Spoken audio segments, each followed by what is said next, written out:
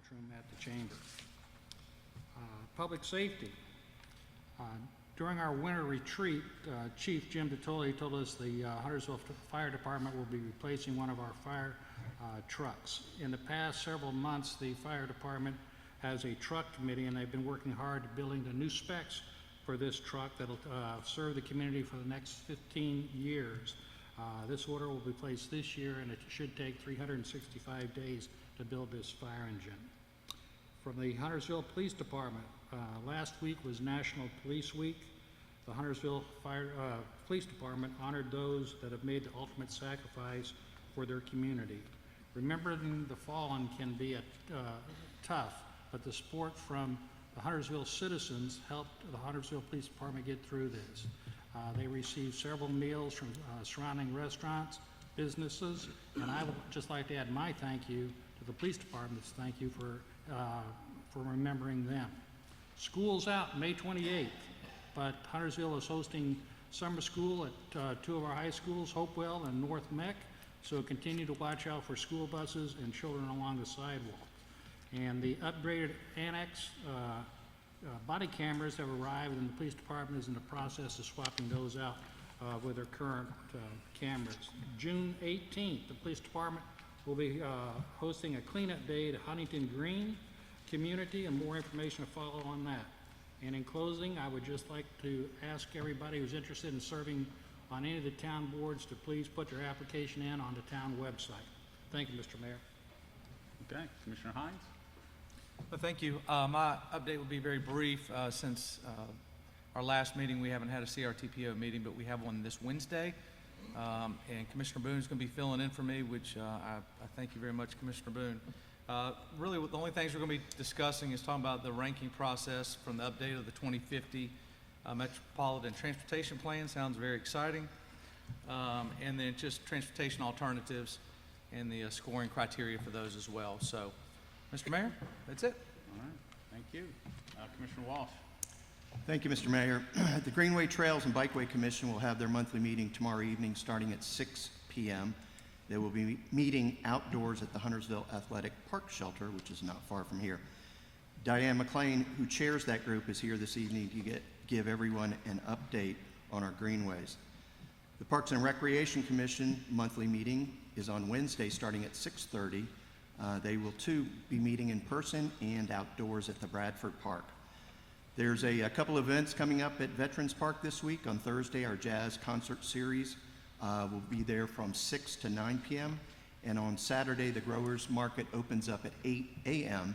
and the market is open through August. So hope you guys will come out and buy some fresh vegetables, etc. So that's it, Mr. Mayor. Okay, thank you. Commissioner Bales. Thank you, Mr. Mayor. I will start with my EDC report. Currently, the EDC is working 31 projects total. 19 of those are in Huntersville. There is a slight decrease in the product count because the EDC's been working through their product list and moved projects to an inactive state if there hasn't been any activity around them in 3 months. I'd also like to mention to the board that there will be a CEO roundtable on Wednesday, and you are all welcome and invited if you're interested in participating. Reach out to Haley Neasley or Bill Russell with the Chamber, and they can get you registered. The roundtable will feature Chris Chung. He is the Chief Executive Officer for the Economic Development Partnership for North Carolina, so he will be here on Wednesday. Moving through my list, I also wanted to share that tomorrow, for those of you parents that may homeschool, it's monthly homeschool day tomorrow at the Carolina Raptor Center, and it is from 10 a.m. to noon. The cost is $10 for adults, $6 for children, and anyone under the age of 3, you are welcome to come for free. At HFFA this weekend is going to be the USA National Region 2 Championship. That will be the 21st through the 23rd, and the event was moved from Fort Washington, Pennsylvania, down here to Huntersville. So we're excited to see some diving happening in Huntersville this weekend. For those of you who may not have been out to Burkdale yet, the regional Regal Theater is now open, so if you're ready for a movie, Burkdale is open there, and Frankie's Fun Park has their outdoor carnival rides back on. So if you're looking to be outside and have some fun with your family, we have that. And last but not least, I just wanted to mention that it is National EMT Week this week. So I would like to thank all of our EMT providers for all that they do for our community. And with that, Mr. Mayor, I think I've covered everything. Back to you. Okay, thank you. Commissioner Phillips? All right, Rural Hill updates. They are doing weddings back at full capacity now. They are starting to resume planning dinners and food truck rallies, so keep an eye open on their social media for those. They've started to do the prep for the Amazing Maze for this fall. And they are still doing the drive-in concert / pod parties. And if you're interested in that, you can check out maxmusic.com for the concert lineup and to register. And then with Ada Jenkins, the Volunteer Income Tax Assistance VITA program wrapped up this past Saturday. 160 tax returns were completed at no cost for an estimated savings of around $50,000 to the community, and they will be giving official numbers by town at a later date. And Ada Jenkins is finally able to start accepting applications for financial assistance for residents living in our area again. They have to be at 300% and below the poverty level. To check out the guidelines and to apply, you can go to adajenkins.org. And I'm going to flex my aunt privileges right now and wish Cora Kidwell a happy 7th birthday today. That's Okay. all I got. Thank you. Commissioner Munger? Thank you, Mayor. On May 6th, I attended the Huntersville Ordinance Advisory Board meeting where we discussed exciting things like commercial communication towers, adding dormitory to allowed uses in the transitional residential zoning district, and allowing detached garages and side yards. There was an additional meeting on May 10th to review the 160D changes, which unfortunately I was unable to attend due to our prior commitment. And then this past Saturday, had the opportunity to really do a once-in-a-lifetime type of experience. Commissioner Hines and I were able to go to the Huntersville Fire Department, held a live fire training exercise in the area of the Future Publix on Samfur Road. We were able to suit up and actually go inside the burning building. Fires right there. It was an amazing experience, and I just have to say, I have an enormous amount of respect for what firefighters do, and I cannot thank Chief DeToli for this opportunity. It was a great experience. And finally, as always, if you have the opportunity to give, please consider supporting our nonprofits such as Angels and Sparrows, Caterpillar Ministries, Bags of Hope, and Ada Jenkins. And that is all. Okay. Have you filled out a volunteer application For HFD? no. Once in a lifetime. All right, somebody left their sunglasses on the sign-in table, just FYI. Any questions of staff? All right. Ms. McLean, are you here? Come on up. You look shocked. Aren't you presenting? Okay.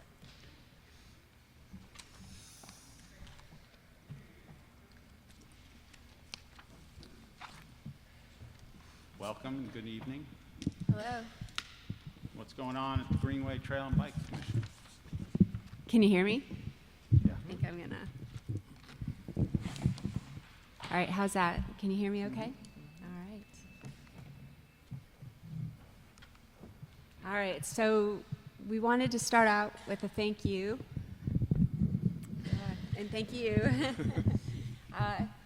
Thank you to the board for the support that you've given us and the funding that you've given the Greenways in the recent months. Thank you to the town for all the work they've done on grants, on just laying out the plan that kind of takes the vision that we had and makes it a reality. You know, thanks to everybody who came before us and laid the foundation for us to get where we are today, because really, When you look at greenways, we're just in an amazing place right now, and we're so excited about what's coming. And we've had so much support, and really just didn't want to lose the opportunity to say thank you. So yeah, so town board support and staff support. And I'll just kind of page through this, kind of give a minute.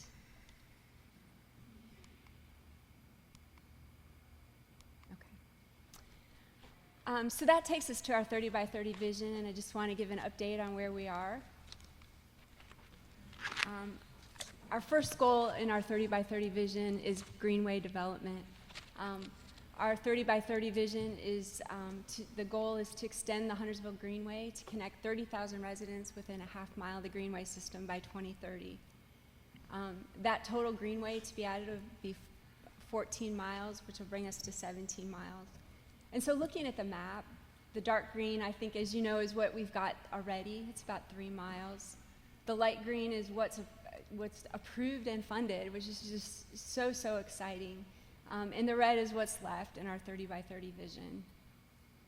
So what we've got approved really takes us from Otten Nature Preserve just beyond Beatty's Ford all the way to Asbury Chapel, and then all the way up to Brookdale, connecting into the existing greenway up there. So a really good north-south and east-west connection, which is our goal.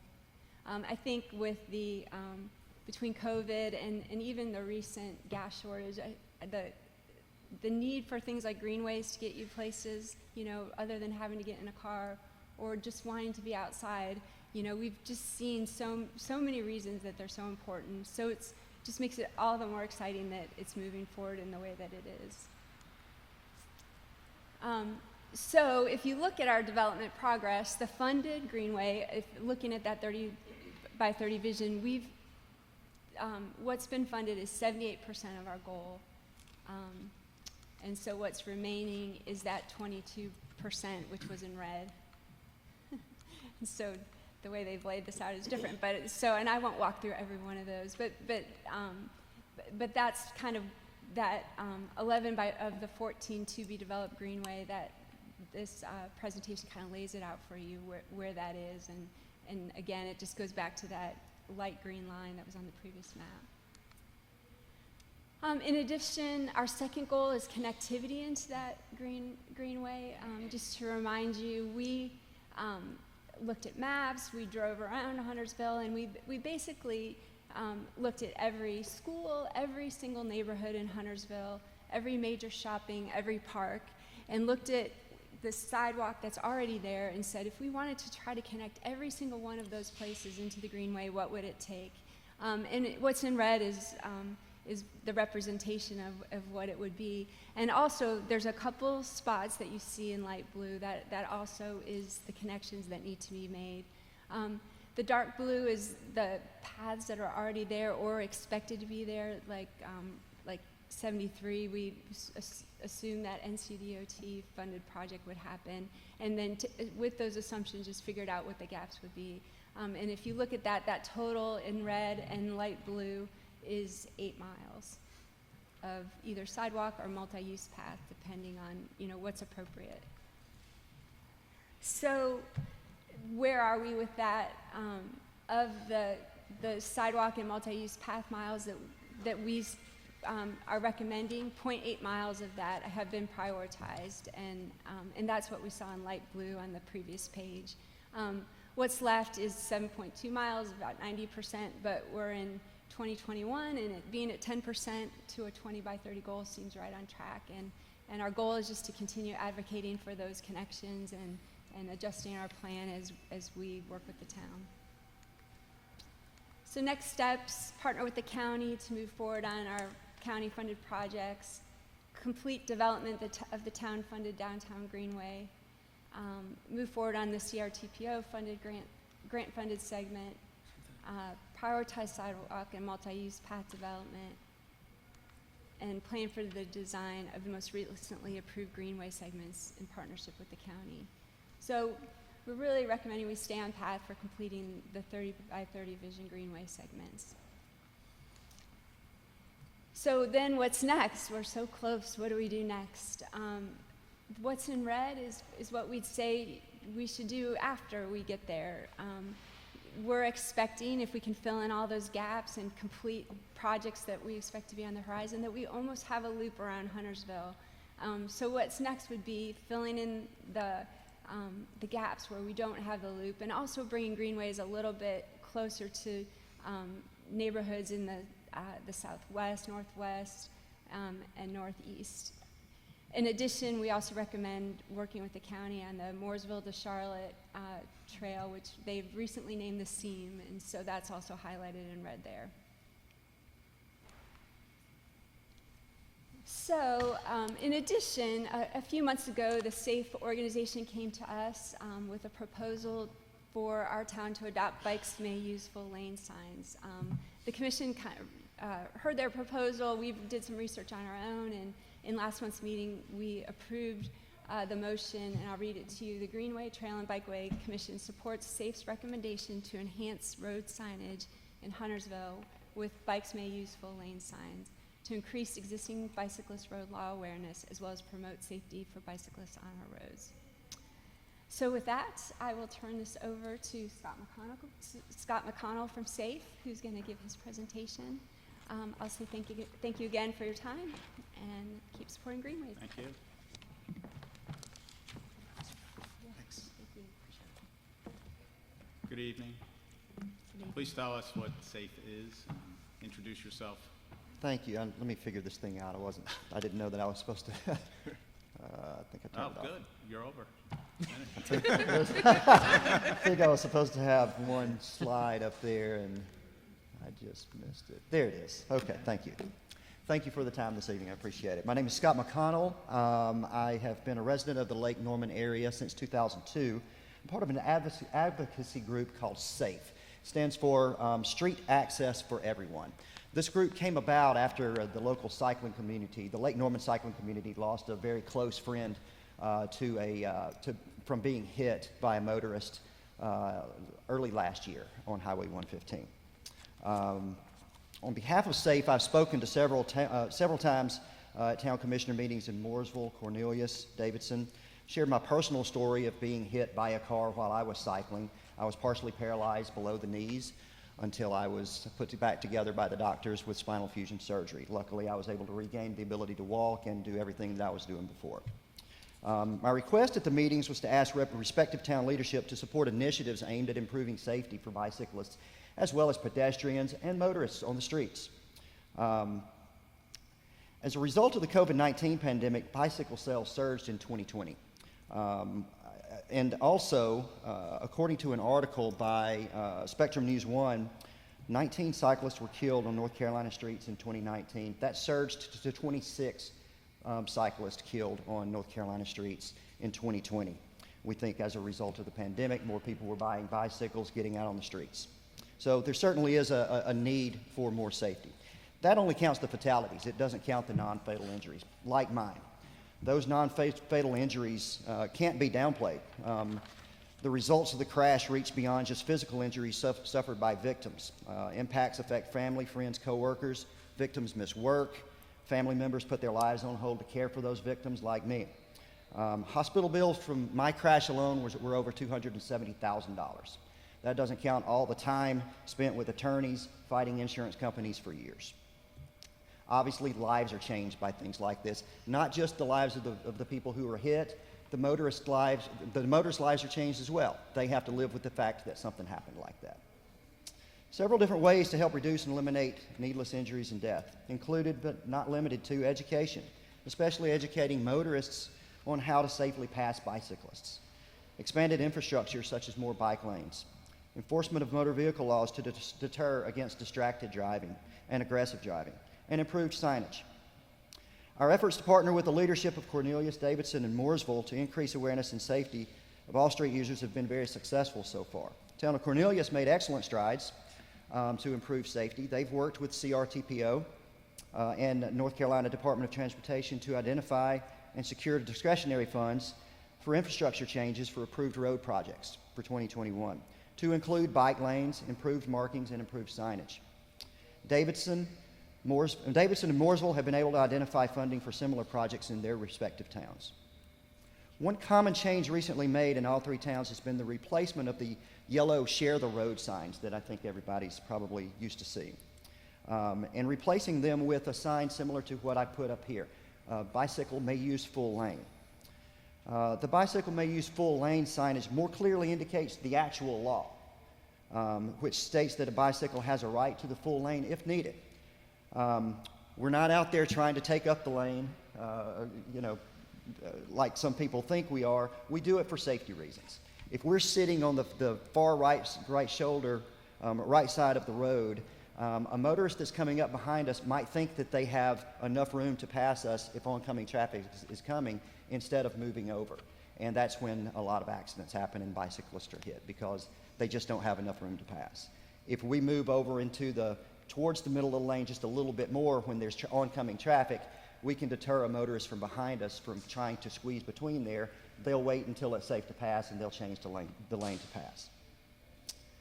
So this change has been made recently in Mooresville, Cornelius, and Davidson. They've started replacing the share the road signs with the bicycles may use full lane signs. It's too early to know whether changing these signs is going to be the long-term effectiveness of the signs. But we know that paired with a well-thought-out communication plan, the signs can actually spark constructive conversation from the public.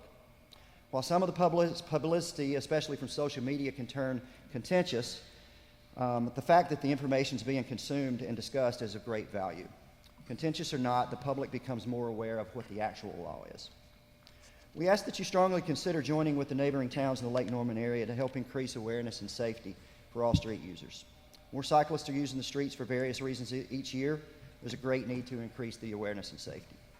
We know that the funding is tight, but we can connect you with the appropriate officials in the neighboring towns so you can understand how they were able to implement the changes in their towns.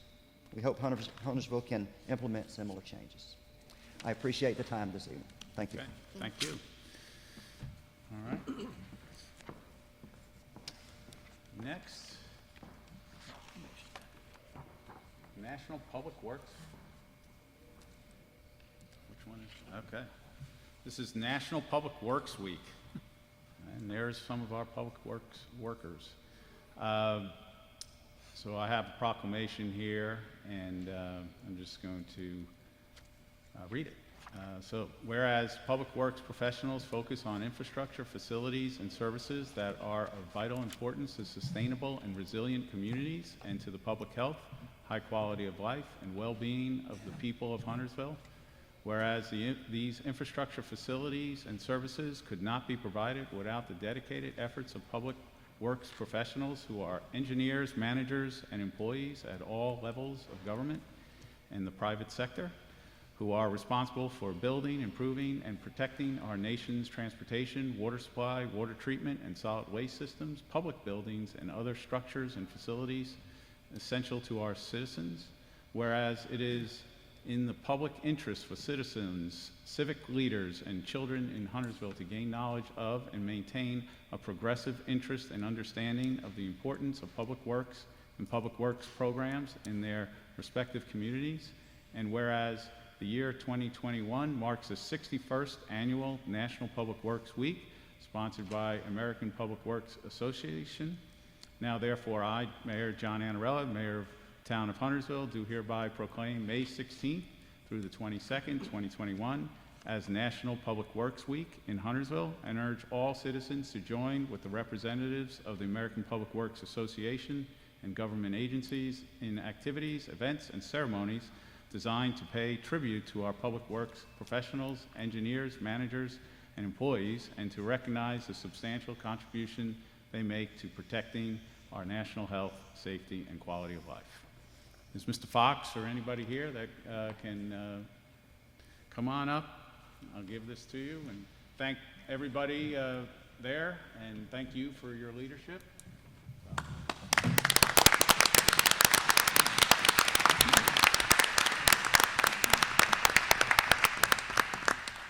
Do you have anything you want to say? Thank you.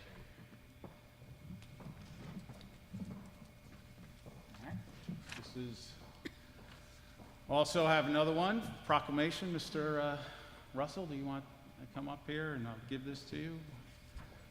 Whereas the town of Huntersville, North Carolina recognizes and values the dedication and entrepreneurial spirit of small businesses that keep the state and American economy growing stronger, and whereas there are over 930,000 small businesses with employees in North Carolina alone, representing a majority of the total number of businesses with employees in the state, and whereas the income of North Carolina's small business owners totals over $20 billion, and these businesses employ 1.7 million North Carolinians, or 45.3% of the state's non-farm private workforce, and whereas there are over 28,500 small businesses with employees in Mecklenburg County and over 69,000 sole proprietors representing the majority of the total number of businesses in the county, whereas it is the collaborative mission of the town working with the Lake Norman Chamber of Commerce, the Lake Norman Economic Development Corp., Visit Lake Norman, and the Small Business Administration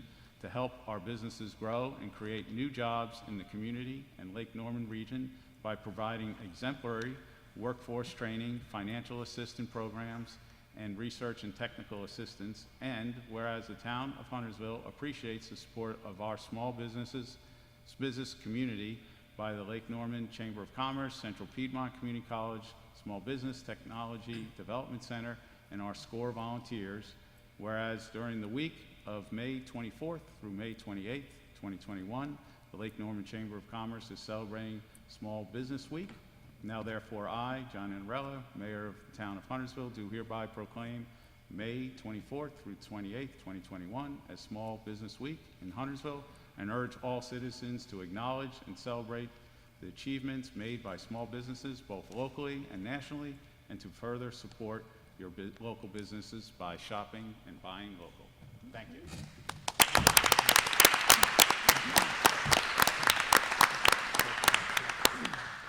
All right. There are no more weeks in May, so I guess there's no more proclamations for May. Next item on our agenda is to hear from the public. Our first speaker tonight is Patrick Thomas. Mr. Mayor, we do have a, oh, I'm sorry. I tried to jump the You got all shark. these people waiting, you don't want to I talk, huh? know. No, I certainly do want to hear from them. How you doing, Mr. Thomas? Please state your name and address. You have 3 minutes. My name is Patrick Thomas. I live in the Mirabella development, just outside of town. What was the other part of the question? I'm sorry. Excuse me? You said name, address, and what? I didn't hear the other part of what You have 3 minutes. Oh, okay. 2 minutes, 58 seconds. Oh, boy. No, I'm all kidding. Just put the microphone a little closer so we can all hear you. Okay. Is that better? Yes. Yep. Okay, so first, thank you for the opportunity to speak before the board and yourself, Mr. Mayor. I wanted to talk about the Colonial Pipeline gas spill. The spill happened less than a mile from my home, and a large section of that pipeline runs through the Mirabella development where I live. To date, I have not seen anyone from Colonial provide any reassurances to the people of Huntersville as to the long-term environmental impacts of the spill, and that living near the largest gas spill in the United States this century isn't cause for alarm or concern. My understanding is that Colonial has been asked to come here, but they either rejected or ignored that request. I urge you to force representatives from Colonial to hold Q&A sessions with the board or directly with those who live near the spill. I don't know if that means you have to revoke permits to get them here or involve state senators and congressmen. And if you can get them here, I would hope you'd ask them these questions. How antiquated is the pipeline that it took 2 guys on dirt bikes in the woods to alert them of the leak? What measures have been taken to ensure this never happens again? Will an escrow account be created to compensate any of the homeowners who experience health issues or need to move because of the spill? And lastly, will any of Colonial Pipeline's representatives be willing to drink well water from within a half mile of the spill in front of the entire town to prove it's safe? Thank you for your time. Thank you. Some good questions. Our next speaker is Mr. Bill Russell.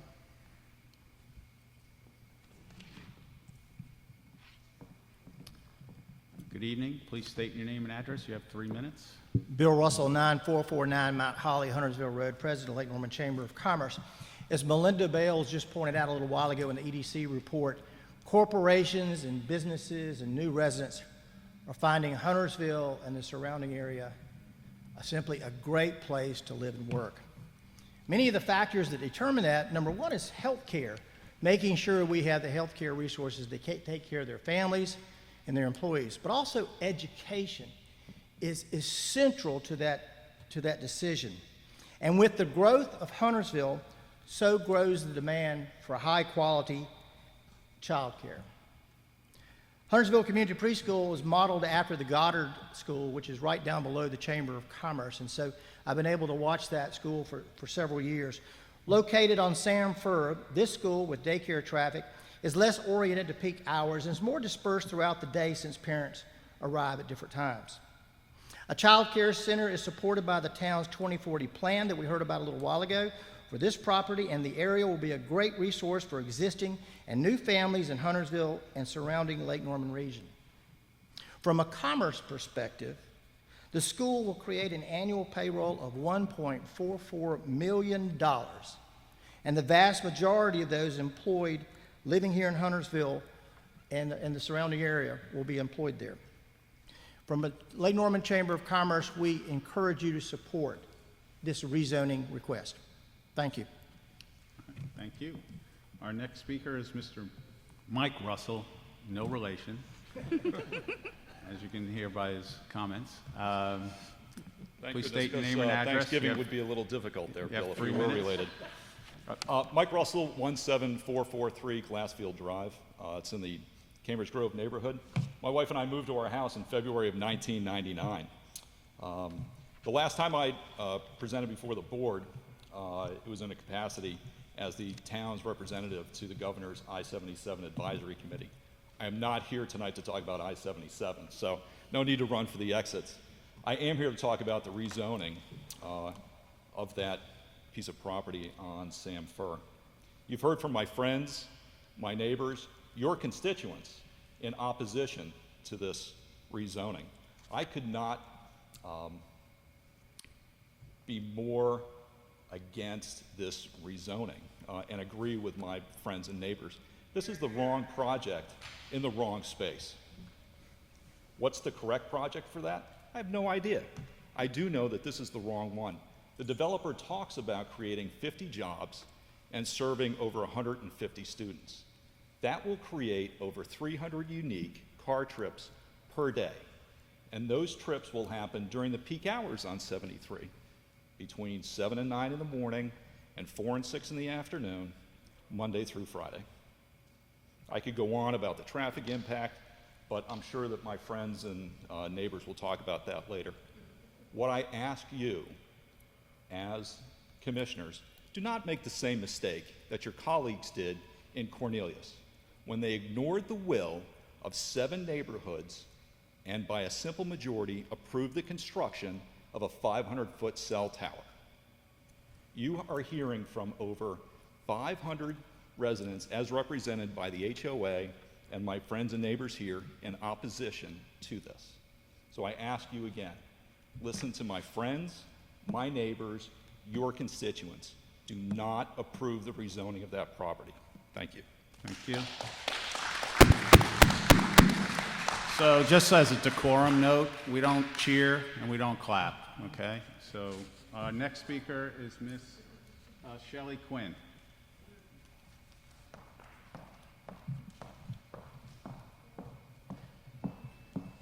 Good evening. Please state your name and address. You have 3 minutes. Hello, I'm Shelly Quinn. I live in Denver, but I was a resident of Hampton Ridge for 9 years, from 1999 to 2008. I currently have an office off of 73 in Birkdale Crossing. I was a member of the North Carolina Highway 73, Sam Fur Road, US 21 Transportation and Land Use Vision Small Area Plan Steering Committee. It's a mouthful. I am here today to urge you to vote against the petition 21-01 to rezone 10205 Sam Fur Road from GR residential to HC commercial. and here's why. The small area plan that exists today originated from a need to develop area-specific plans to accompany the NCDOT NC 73 Transportation Land Use Corridor Plan. This bigger plan needed more area-specific details to match the needs of the communities along the corridor, because they recognized that one size does not fit all, and the corridor plan needed to reflect that. This plan was a massive planning project that encompassed stakeholders from a coordinated, multi-jurisdictional region, including 3 counties, 5 municipalities, 3 chambers of commerce, 2 metropolitan planning organizations, 1 rural planning organization, and NCDOT. It was a huge undertaking, and it was well facilitated. It was an excellent plan because it not only included transportation needs, but it also included land use along the corridor. It recognized there is an essential link between the land use and the transportation that still exists. What this planning process accomplished was to take what the community said they needed and weave it into the final product. This small area plan may have been adopted in 2006, but the vision still exists. Connectivity, relief to traffic congestion, open space, individual identities, and character were important then, and they are still important now. I urge you to listen to these communities and act accordingly. Thank you for your time. Thank you. Our next speaker is Mr. John Bryan, and my understanding is Tim O'Rourke and Jeff Thousand. Are they here? Yes. Okay. Well, you have 9 minutes. I'm not going to need 9 minutes, but Please state your name and address, please. I'll get it right this time. John Bryan, 16813, Hampton Crossing. You're going to have to adjust that mic a little bit. All right, is this better? That's John you. Bryan at 16813, Hampton Crossing Drive. I want to thank the board for letting us speak. We really appreciate you allowing us to do so. Now, I also want to take a little time here to extend gratitude to my neighbors. Almost 80% of you let us know that you do not want this property to be rezoned to commercial highway. I never thought so many people in our community would network and mobilize and contribute to this process. This group entailed engineers, landscape architects, entrepreneurs, stay-at-home mothers and fathers, HOA board members, public servants, retired military, bankers, teachers, attorneys, and we've even got a retired New Jersey plumber on our team as well. Right there. He helps me build my cars.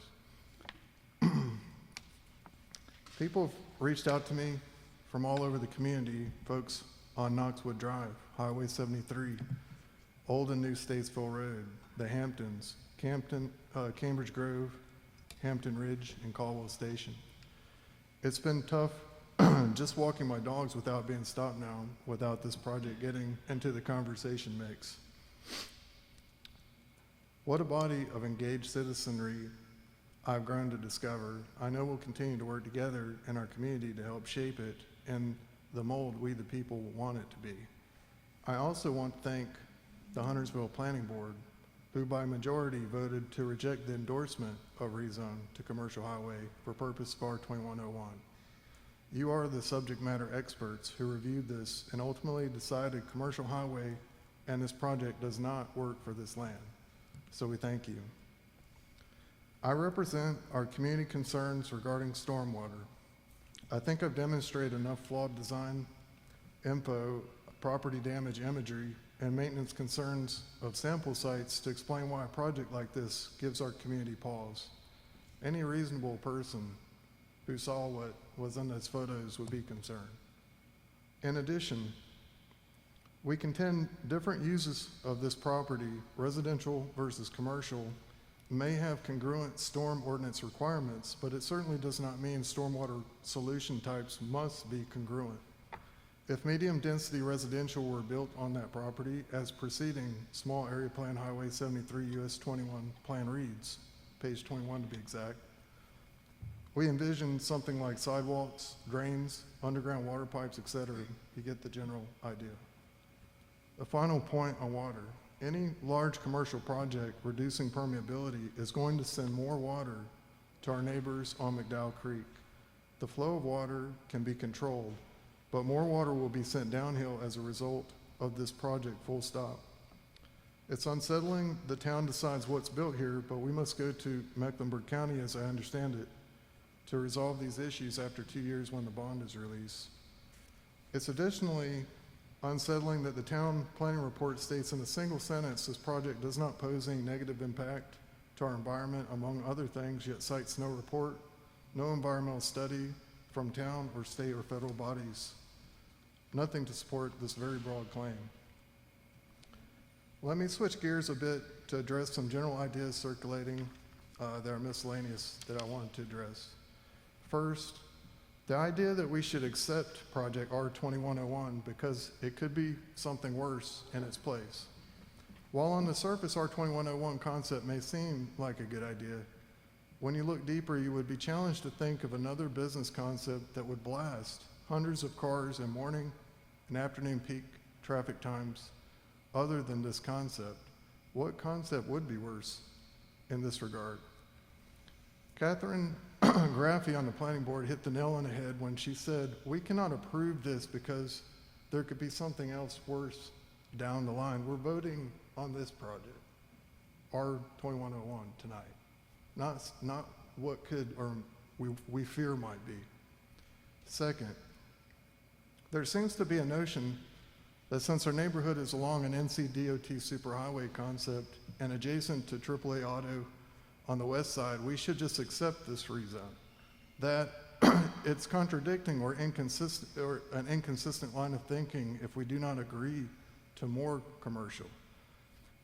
I've lived here almost 20 years. There was no superhighway when I moved here, just so you know.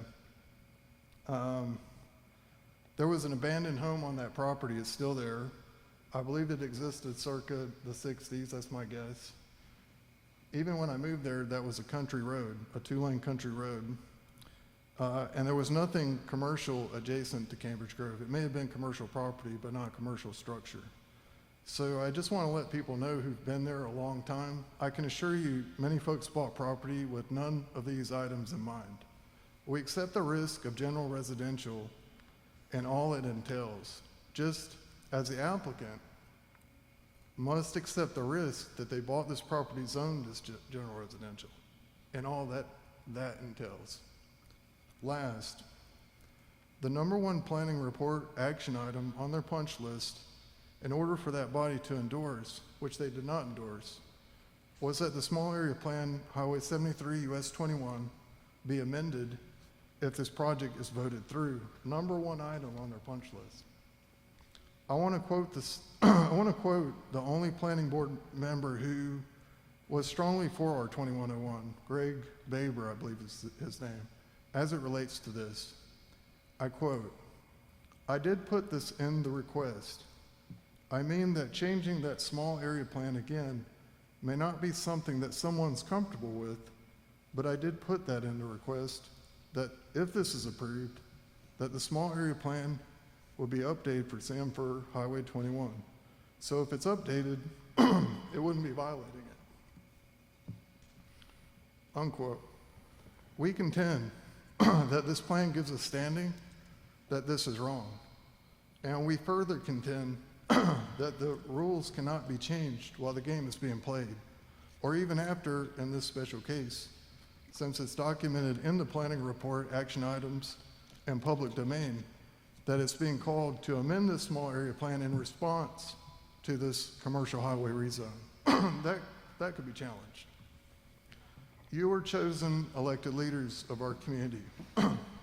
All executives managing businesses, professions, and hundreds of projects like ours at 30,000 foot level. It could not possibly be expected that you would know all the details of the town documents and the nuances of every street, every corner, every bus stop. We wouldn't expect you to. This is what this public process is for. It's to vet the details so you can make the right decision. Let this process work. It's never too late to make the right call. Your planning department and the public are both telling you this rezone is not right for this property. We're asking for your vote. We hope you follow the recommendation of these bodies and vote no. Thanks. Thank you. Our next speaker is Earl Jackson, and my understanding is Andrea and Scott Sanders. Are you here? Is Andrea here? Okay, thank you. Good evening. Please state your name and address. You have 9 minutes. I'm Beryl Jackson. I live at 10,422 Friars Gate Road in Huntersville. And I want to express to you that our communities did not immediately jump to conclusions when we heard about this project. We surveyed our residents to determine how our neighbors felt. Once we determined there was a majority that opposed the rezoning by over 80%, we formed a task force to research what the community cared about the most and how we should position ourselves to respectfully make our position known to our appointed and elected representatives. Our homeowners fear impacts on their property values due to the change in zoning in our community.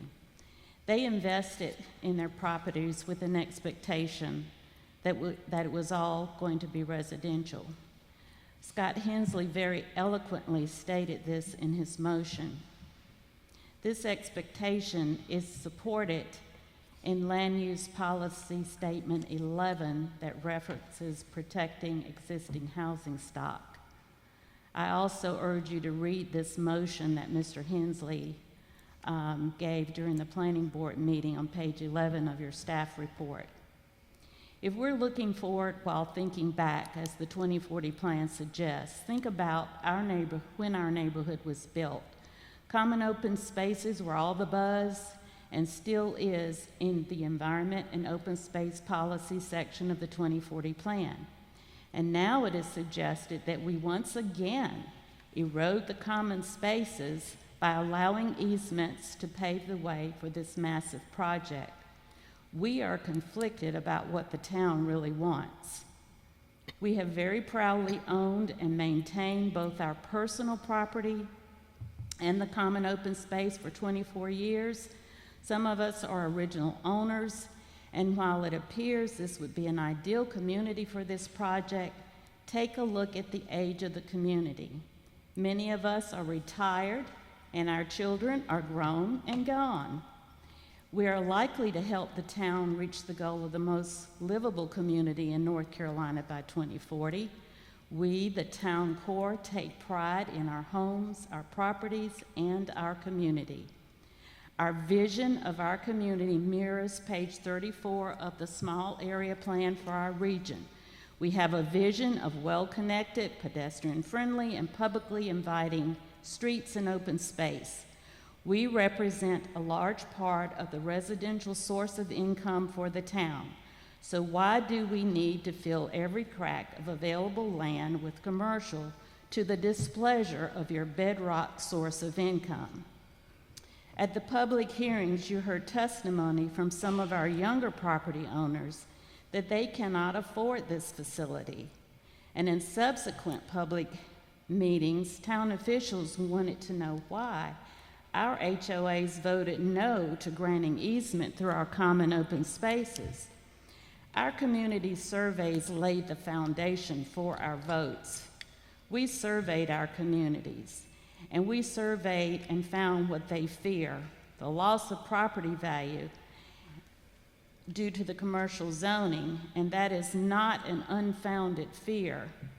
Potential flooding of multiple properties in 2 communities adjacent to the proposed site, and most of all, more traffic on top of an already challenging segment of 73.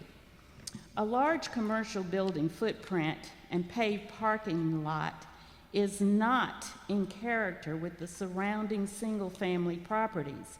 It is inconsistent with the zoning amendment process Article 11.4.7E1. You should also know that the bond secured at construction to assure owners maintain the stormwater control measure is released in 2 years for good behavior. Then what? You have pictures of what could happen. So in consideration of the 2040 plan, land use policy statement 6.3, page 63, we urge that this is not a small-scale neighborhood serving project, because it's not small-scale. Due to the close proximity of the entrances of 2 very large adjoining neighborhoods, rezoning to commercial would be detrimental to the health, safety, and well-being of the 870 homes that surround the property and anyone who travels in that 0.2 mile stretch of 73. We are not willing to provide easements through our common open space and erode our quality of life or the environmental integrity of this required space that we have worked so hard to maintain over the years. Nor are we willing to disrupt highly utilized public sidewalks that connect our communities. This space is located in the McDowell Creek watershed. The county has spent considerable dollars to protect this watershed and creek that are both in our communities. Please reference these 6 2040 plan land use policy statements. LU 4, page 63, limit the scale of non-residential development in critical watershed. L 5.3, support infill housing near services and shopping. In fact, we rather like the idea of possibly partnering this policy with the senior and restricted housing options, such as patio homes. Land use policy statement 11, we've already mentioned that, which indicates that you will protect existing housing stock and you will protect it from negative impacts of development. In transportation policy statement 1, page 91, you talk about linking land use with transportation, which is the plan of the corridor plan, and why Ms. Quinn came today to talk to you about that small area plan and how it is specific to that region, and it linked land use and transportation. Transportation statement 3.2, page 100, improve multimodal connectivity and support enhanced pedestrian connection. Environmental and open space policy statement 1, page 82, support preservation and enhancement of the natural environment. Please vote no for this partial to be rezoned from general residential to highway commercial. Think about whether this petition is reasonable and in the public interest. Thank you. Thank you. Our next speaker is Mr. Randy Peacock, and my understanding is Donna Thousand. Okay, and Dacian Mate. Okay. Good evening. I won't talk 9 minutes. I promise you that. My name is Randolph Peacock. Go ahead. Please state your name and address. You have 9 minutes. Okay, thank you. My name is Randolph Peacock. I live at 17209 Cambridge Grove Drive. I'm also here tonight representing the Cambridge Grove HOA, and we have many of our neighbors with us tonight, and we appreciate their support. But in addition to the residential street, Cambridge Grove serves as 2 additional and distinct traffic control objectives, which unfortunately are often in conflict with one another. We come before you today to ask that you please not rezone the R2101 property from commercial development with peak demand during rush hour. This will make an almost intolerable situation significantly worse and increase congestion as well as the probability of an accident. In summary, the first objective is that of a major neighborhood connector, where Cambridge Grove Drive also serves as the balance of Cambridge Grove, as well as much of Hampton Ridge and Caldwell Station, which is fine because the road was designed for that. It's wider to help accommodate the traffic. Unfortunately, later on, when Highway 73 was widened, they introduced the concept of a restricted conflict intersection, RCI, or some people call it superhighway, okay, where people on Highway 73 who are eastbound can make a U-turn and go westbound. Okay. Unlike the sister intersection at the reverse at Rich Hatchet, there's a light, and frankly, I've used that. Light makes a big difference in being able to make a U-turn there. Those at Camden Groves do not have a light, so it's much riskier for them. And Barry Colvin sent out an email with a video that showed what it's like for someone trying to make that U-turn in the morning. And I'll be honest with you, I thought we had a problem trying to make a right turn. Those that are making U-turns have it much worse. To me, those people have nerves of steel to put up with that each morning. And basically, that as a community, we worked hard to make these dual objectives work. It's not an ideal situation, but in the spirit of cooperation with the town and the DOT, we're trying to do everything we can. But unfortunately, if the property is rezoned, this is going to make the situation much worse. And so we ask instead that we come together as a community on the same side of the table to help solve this problem together and not make a mistake that we'll live to regret later on. Thank you very much. Appreciate the opportunity to speak. Thank you, Mr. Peacock. Our next speaker is Richard Kirkman, and Dana Bryan is given. Okay, thank you. Good evening. Please state your name and address. You have 6 minutes. My name is Richard Kirkman. My address 16509 Sutter's Run Lane. I have lived in the Hamptons community for 20 years now. I'm a registered engineer, and I've spent the last 30 years building roads and bridges in North Carolina. My company will soon be kicking off the much-needed Gilead Road interchange project in just a few weeks. You guys know that it's been delayed. I'm here to request that you recommend no to the commercial zoning of this property, R2101. I've studied the rezoning application, associated traffic impact analysis. I've been in contact with Stephen Trott, my colleagues within Division 10 of the NCDOT, regarding several issues with both the traffic impact analysis and the rezoning application in general. These issues have been discussed with the Planning Board, Stephen Trott, Bradley Priest over the past few weeks. I'm just going to list these issues out. Number one, reduction of the storage length for the right turn into the daycare. As indicated in the TIA by the traffic engineer, the NCDOT turn lane warrant threshold indicates a minimum of 125-foot storage based on facility specifics and design.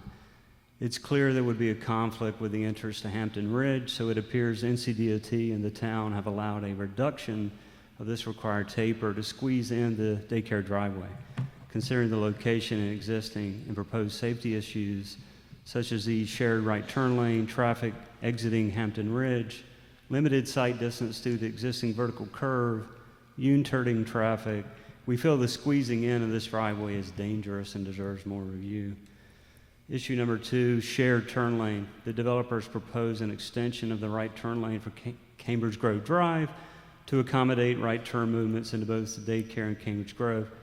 This could result in numerous unsafe vehicle movements for rush hour vehicles trying to both enter and exit the daycare and enter the Cambridge Grove neighborhood during the same time frame, compounding other issues like sight distance.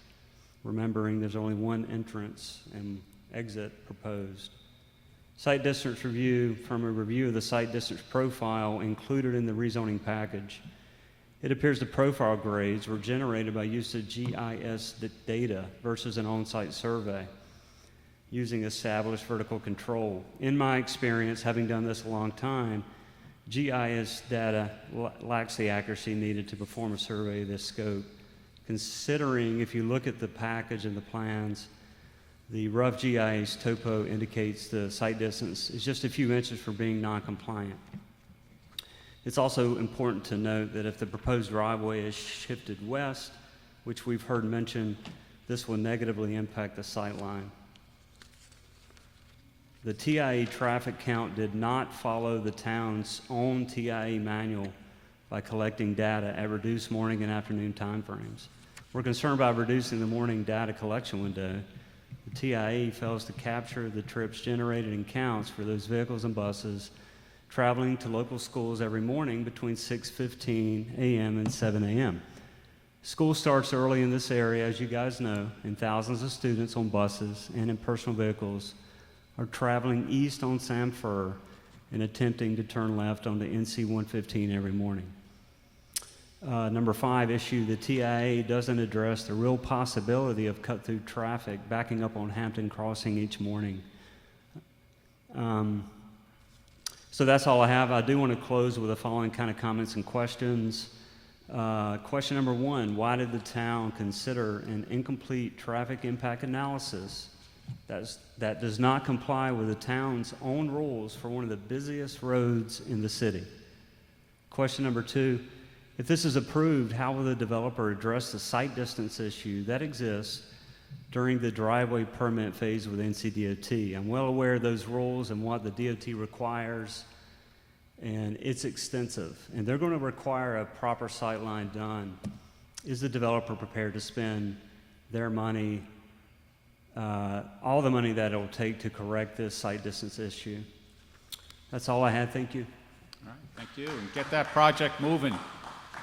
All right, next speaker is Miss Mary Colvin. Speaking for herself only. So please state your name and address. You have 3 minutes. Yes, that is correct. My name is Mary Colvin. I live at 16509 Rudyard Lane in the Hamptons, and I've lived there for 10 years now. Last week, I sent all of you a short video of what traffic was like at 7:55 on a random weekday last week. Our 870 families in our 3 neighborhoods deal with this particular section of road multiple times on a daily basis. Thank you to Mayor Annarella, Mayor Pro Tem Bales, and Commissioner Walsh for letting me know that you received it and had a chance to watch the video. If you did not, or if you did not have a chance to travel this section of road, you will see in that video 45-mile-an-hour plus traffic racing over a blind spot as workers, commuters, and others are rushing to get to I-77. You also saw how much blind faith it takes to turn into that oncoming traffic and accelerate into a U-turn from a dead stop while watching for our neighbors like Randy Peacock exiting Cambridge Grove, facing a similar challenging situation. Add to this 700 daily trips, according to the TIA, generated by the daycare center, and 58 school bus runs between the hours of 6:15 and 8:50 a.m., and it becomes a tragedy waiting to happen. Is this a situation of a square peg in a round hole?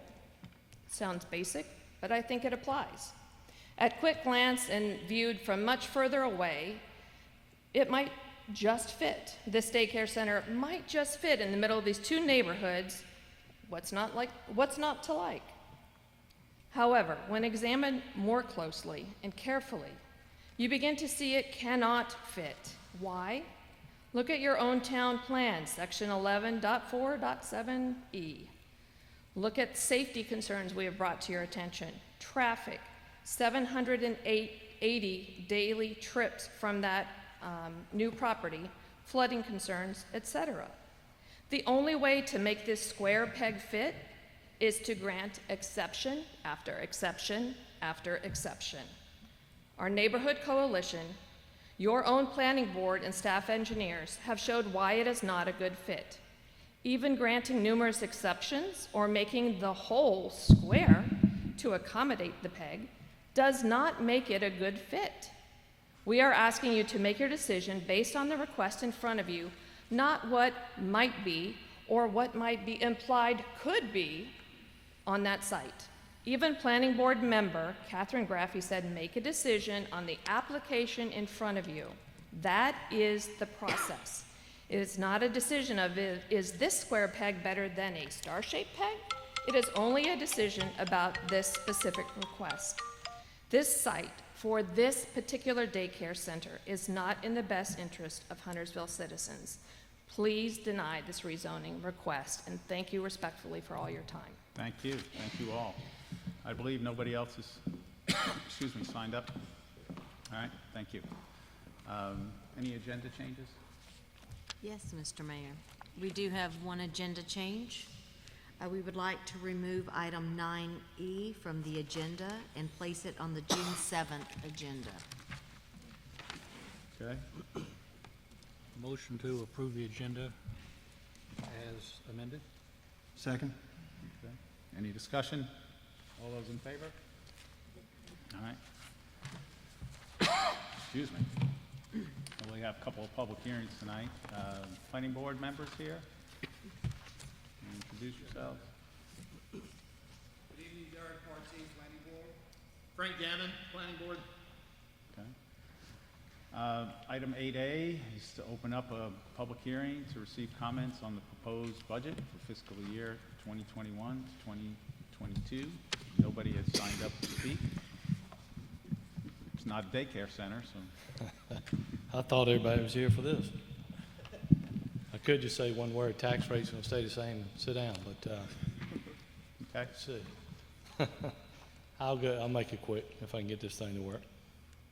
Yeah, there we go. So I'll summarize, I think we have about 10 slides. I'll summarize briefly because I'm sure the folks didn't come hear me speak tonight.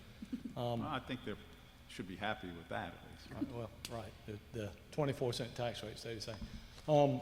So the general fund is, and I'm gonna do round numbers, is roughly $57 million for FY 22 budget. With the other funds, enterprise funds, the special revenue funds, all included in that, the total budget is roughly $92.5 million.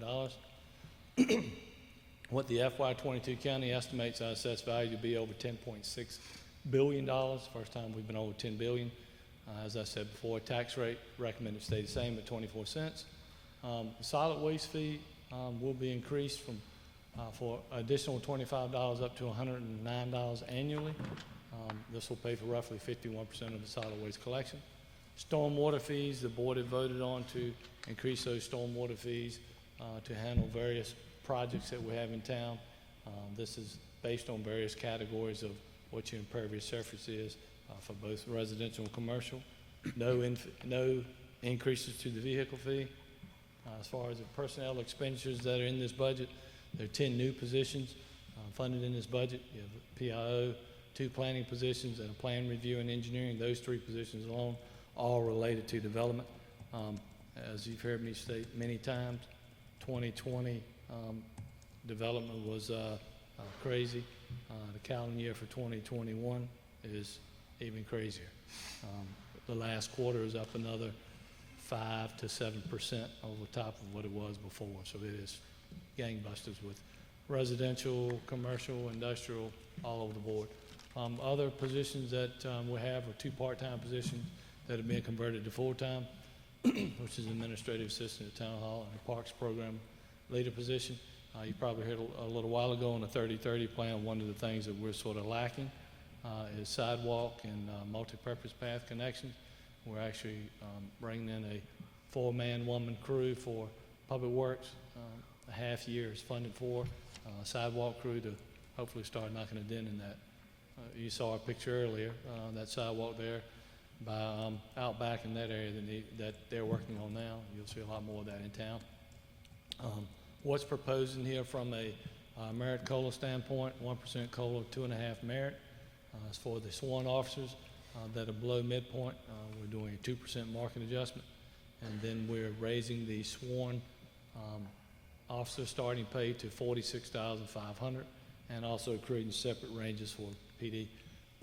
From an operating and debt expenditure side of things, fire department contribution is increasing by $150,000. Additional costs for solid waste, obviously more homes, fuel surcharges, et cetera, landfill costs. That's what those costs are associated with. We talked about sidewalks earlier. From a pile bill side of things, where you're going to see a lot of work on the ADA side of things and sidewalks and also building new sidewalks. That's what that increase is all about. Planning department, you heard earlier at the pre-meeting, the downtown study and the mobility study, net cost on that's $150,000. The original cost was roughly $250,000, but we'll seek funding from other agencies. From the debt side of things, no debt service payments funded in FY22, but the total debt service of FY22 is slightly down by roughly $264,000 at roughly $4.7 million debt service. And then on the general fund capital side of things, we haven't changed the number. We're going to be talking about the town hall design pre-construction night, which is actually 900 some thousand dollars we'll be talking about later tonight. 1.3 was a placeholder before, but the board has not voted on that. There are multiple capital projects. It's a very capital intensive budget. Obviously, some of these numbers are not the full cost of those projects, but as you know, when we do these road projects, it takes multiple years to get to construction. You know, you're looking at design, right-of-way, engineering, and you're getting to building. So these are not full numbers like Stumptown Road Extension, Commerce Center Drive. These are the dollars that are in FY22. Farrelltown Parkway, multiple resurfacing park improvements at various playgrounds, pour and play playgrounds to resurfacing basketball courts, purchasing new land for fire station to some more storage at Siegel facility for Parks and Rec. Police also, Church Street Extension is another project from Holbrook to Delwood, Gibson Park Phase 2, design on North Meck Park Greenway, and then various vehicles and equipment related to either police vehicles to salt spreaders to various trucks for the sidewalk crew, etc. Other funds that has capital related to it, transportation reserve funds. Those funds are used for road projects. You have Ranson Road project continuing, various Siegel improvements. Tourism funds, we're starting either a new bathroom or expansion at Berry Park. The Commerce Station, continue to fund the EDC projects.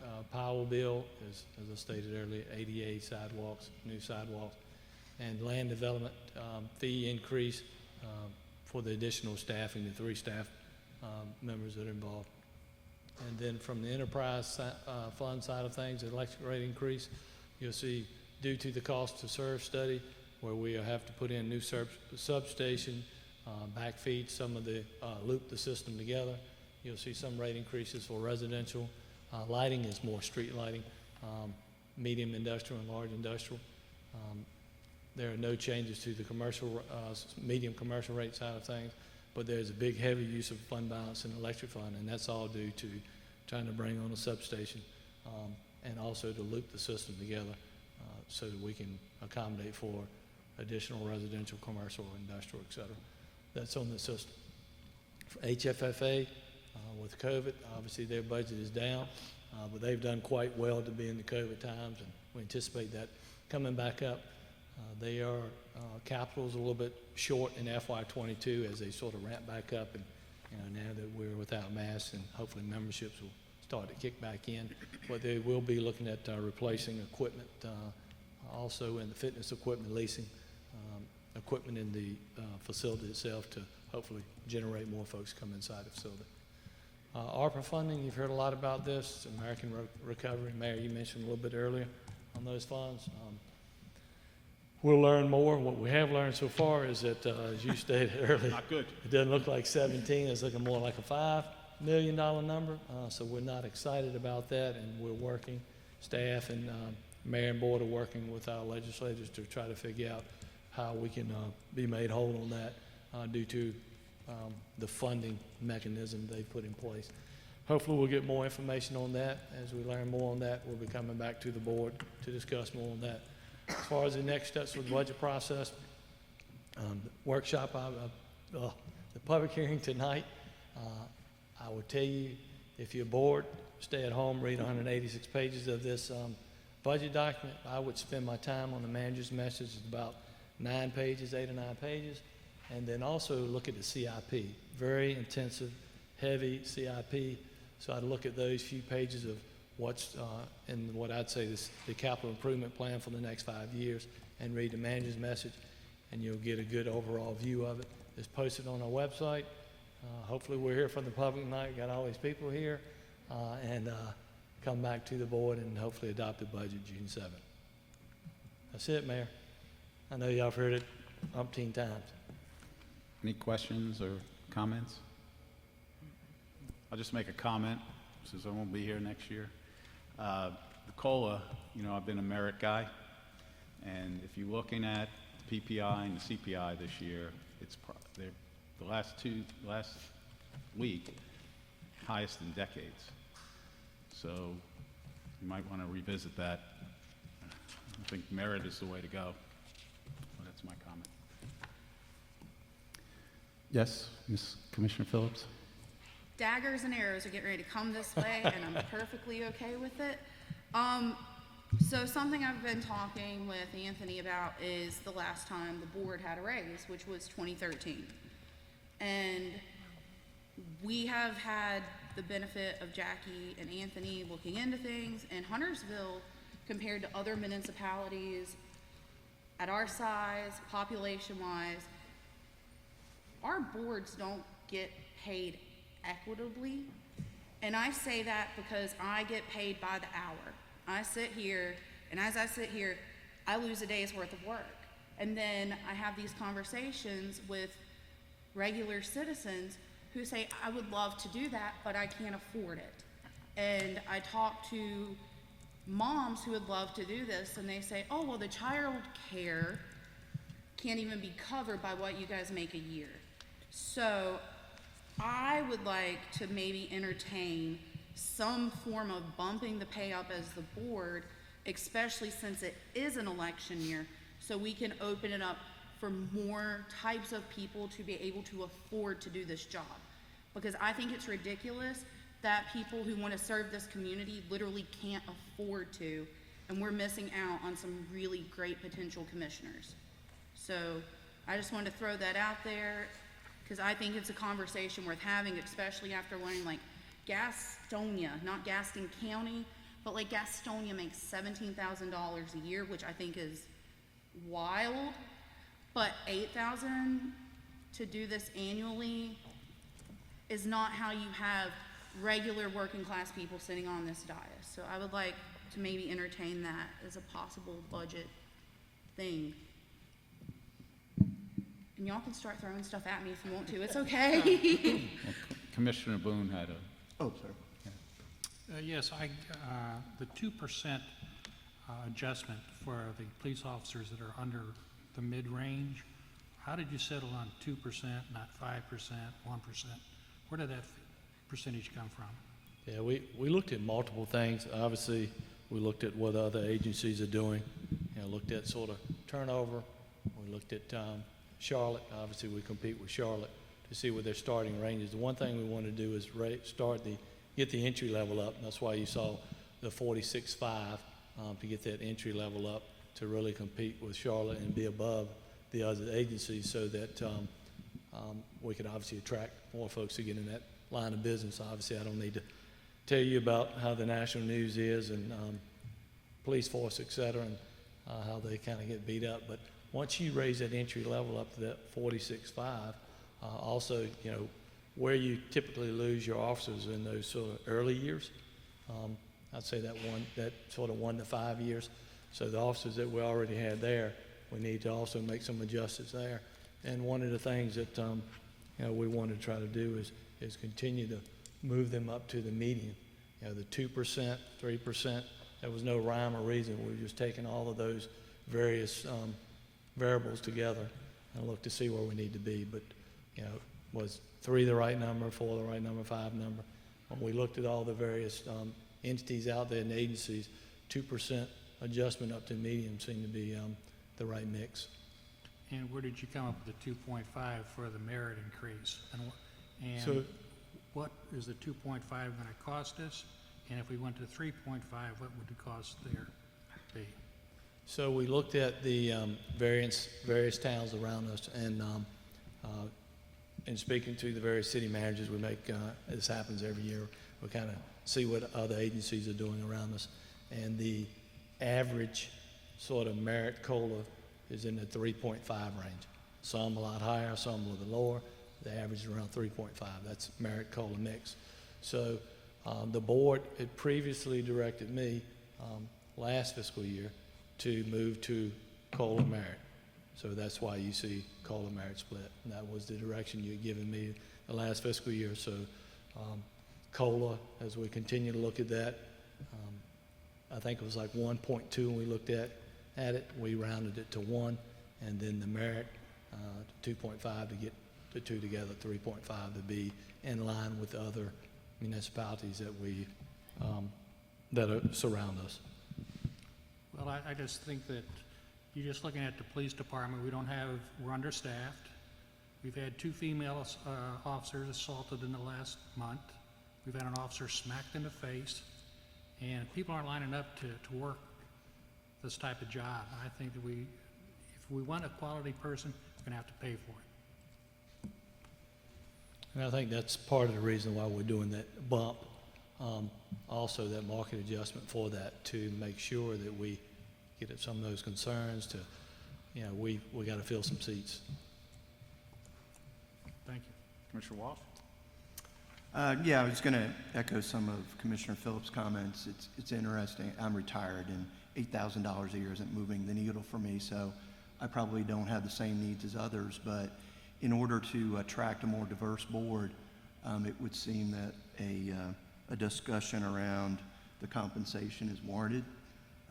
It's probably long overdue, and so I think we should at least bring it up as a discussion. And I don't know what the magic number is. I haven't thought it out, but it probably would be helpful for attracting other candidates who aren't either retired, independently wealthy, or have some other form of compensation.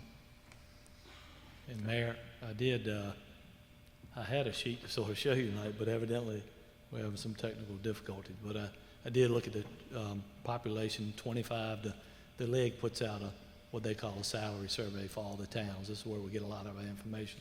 It also has a mayor pay, mayor pro tem, and the board pay as part of that salary survey that the staff sends back into that analysis. And on that 25 to 99,000 population range of those towns, the average salary for the mayor is, assuming they put in the numbers right now, is $14,500. I'm rounding, 14,501. And for the mayor pro tem pay is $10,500, 10,448. And board member pay is $9,569. So just in comparison for Huntersville, obviously we're one of the top sort of population in that range. We're in the top, we're like number 6 or 7 in that 25 to 99 range. Our board pay is $8,000. The average is, just say, $9,600. Mayor pro tem, ours is $8,500. The average is $10,500. And mayor pay, ours is $14,000. The average is $14,500. Commissioner Munger? Yeah, I just kind of want to follow up also on Commissioner Boone's comments. It came to my attention, and Jackie, you can tell me if I was wrong in my interpretation. We have 5 officers who are retiring in the next year from the police department. We have 5 officers that retired in '21. In 21? Okay, so. In FY '21, and we have to pay that separation allowance once they qualify for retirement. Larry has pulled up the spreadsheet Anthony was just referring to about board pay. Okay, and Jackie's point is, I had a question about a specific line item, and I wasn't aware that we actually are having 5 officers retiring. And, I mean, we're already below staff, we have more people retiring, we have the normal attrition.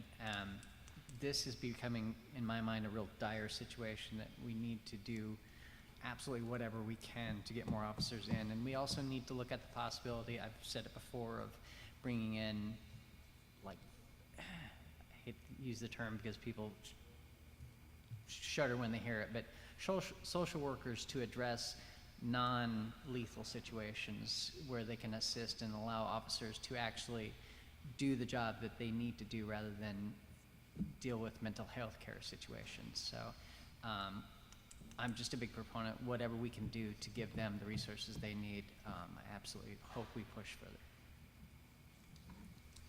All right.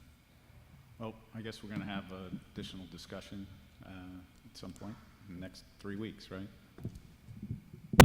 Maybe. So that's kind of up to the board. I know we're trying to coordinate some dates, but I think quite a few folks may have some vacations, et cetera, coming up. But we'll need to work through that after tonight, see what feedback we get, and see if the board would like to have additional workshop or workshops. Okay. All right, well, we'll close this public hearing, and we'll get back to you on that. Our next public hearing we'll open up is conduct a public hearing on petition Annex 21-02, a request by Skybrook West LLC to annex 21.04 acres called the Billings property into the town of Huntersville. Mr. Pete, how are you this evening? Good, Mr. Mayor. Thank you. I want to enter the staff report into the record. Annexation 2102, as you said, is a 21.5 acres annexation, non-contiguous. This is located on the extreme eastern side of the jurisdiction of Huntersville along Eastfield Road.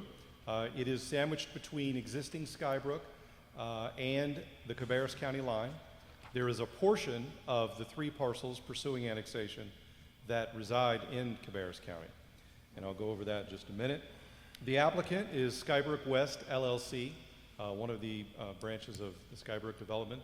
The property owners are listed in your report, and all of the statutory requirements for this process have been satisfied for this evening.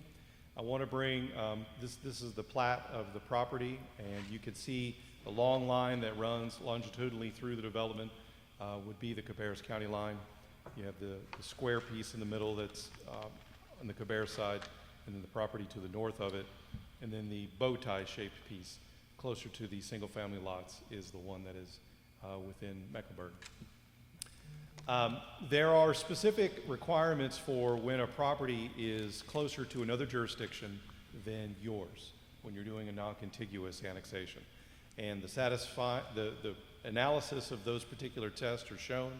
I won't necessarily read each one, but just very quickly, number 1 is that you cannot be more than 3 miles from your primary boundaries, and that would be what we kind of consider the 77, 21, 115 core, if you will. This property sits at 2.10 miles from that boundary.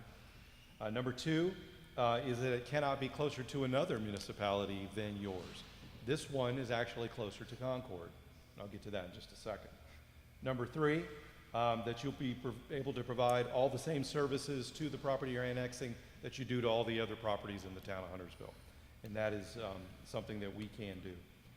Number 4 is that the property is not subdivided, because you cannot take a part of a subdivision. This particular property, or all 3 of these properties rather, there is only 1 house, the rest is vacant, so it is not a subdivision. And then lastly, your satellite annexations, or those which do not touch the primary boundaries that I mentioned a second ago, you cannot have more than 10% of that area in your jurisdiction. And we are currently at 8.2%, and this particular annexation doesn't move that needle. We're still at 8.2%. I think Ms. Sloop had Just for clarification purposes, B5 in that section actually doesn't apply to Huntersville. The last section? Correct. Well, it was no change in that one anyway. But thank you for that update. So the last portion, the number 2 that I wanted to come back to was that the property is closer to Concord than it is to Huntersville. And so there is a provision in the state law for that, and we contacted the city of Concord, their staff, as well as their board, to ask their interest in the property and if they would be willing to waive that interest.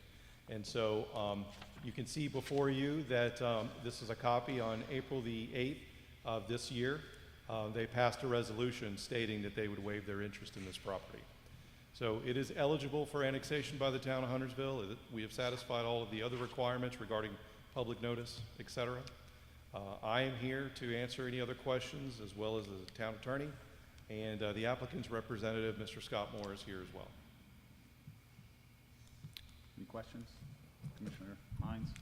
Mr. Pete, thank you. Just one question. So with this currently not being subdivided, if someone were to come for a subdivision plat in the future, would the entire parcel being annexed into the town of Huntersville be this board's discretion on whether to approve or not approve it? Would they have to go to Concord for anything? No, by coming into the town of Huntersville, it would be completely under Huntersville's jurisdiction and our regulations. So any new residents would be Town of Huntersville, Cabarrus County, at the end of the day. They would be town of Huntersville residents. Coming into the town. But not Mecklenburg County. They'd still be Cabarrus County, but Town of Huntersville. That's correct. That's correct, thank you. Okay. Commissioner Munger? So kind of similar question. I mean, just in general, we've done annexations, but we've never done an annexation into a separate county. There's no precedent for that. I don't believe there's one in Huntersville. There are locally, though. And probably a question for our town attorney.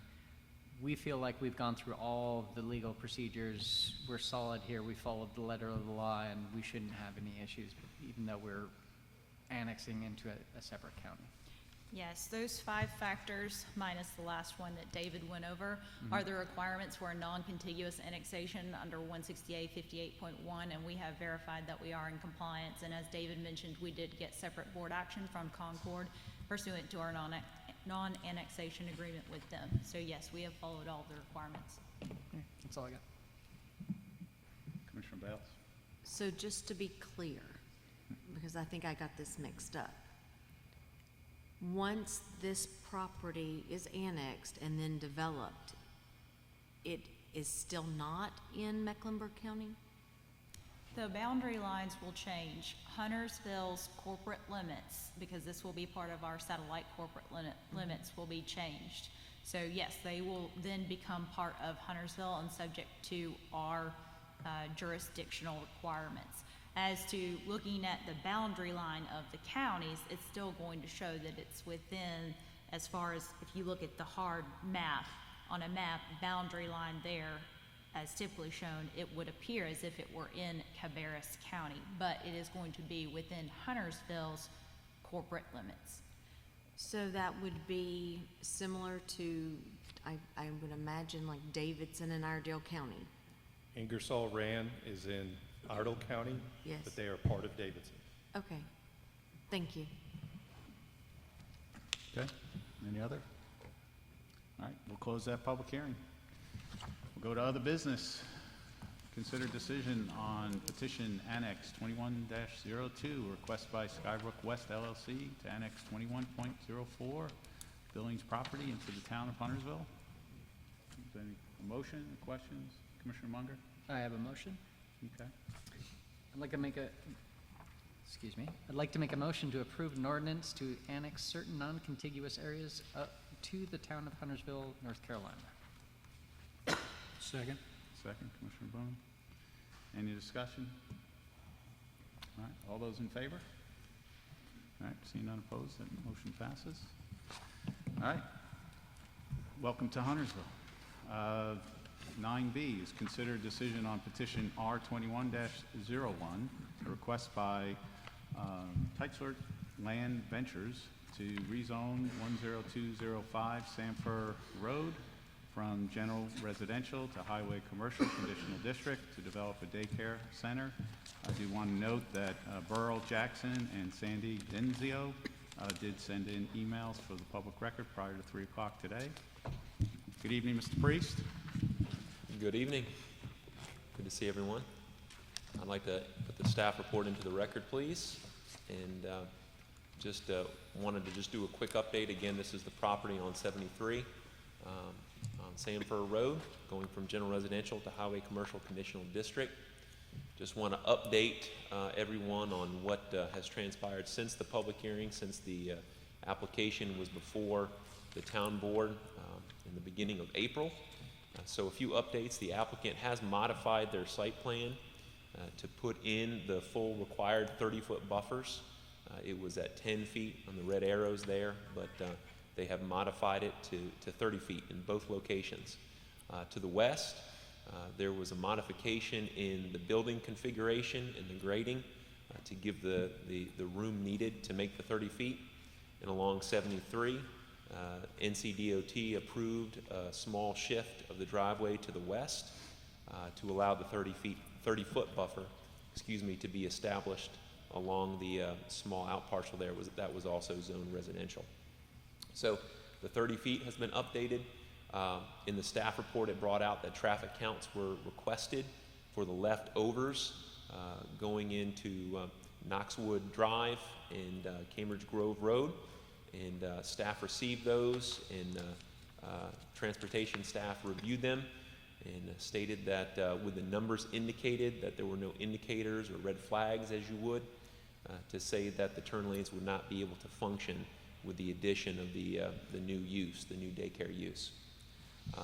The applicant submitted a letter as a record, and we forwarded that in the package as well, noting that as part of their enrollment, they would request and urge that the parents, and formalize as part of the enrollment process, that parents not come on 73 and go through the residential property, but to only use the infrastructure on 73 to access the property. So that was received.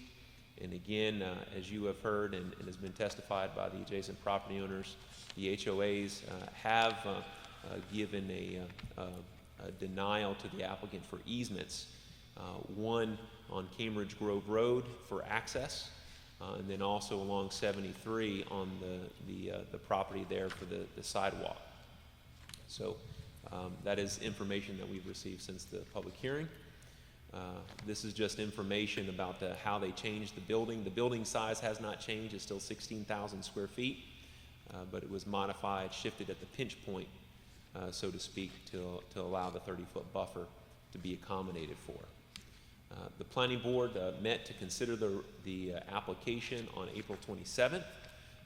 The recommendation was to deny by a 5-4 vote.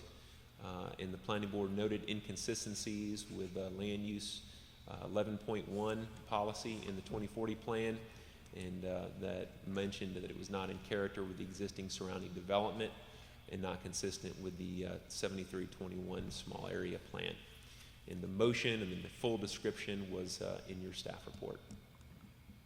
So staff recommendation still acknowledges that the GR existing zoning is appropriate based on the 2040 plan policy LU 5.3, but also acknowledges the flexibility built into the 2040 plan in LU 6.2 and LU 6.3 that specifically encourages that mixed use nature in certain conditions. So therefore, staff can support the application with the conditions outlined there, 1 through 4.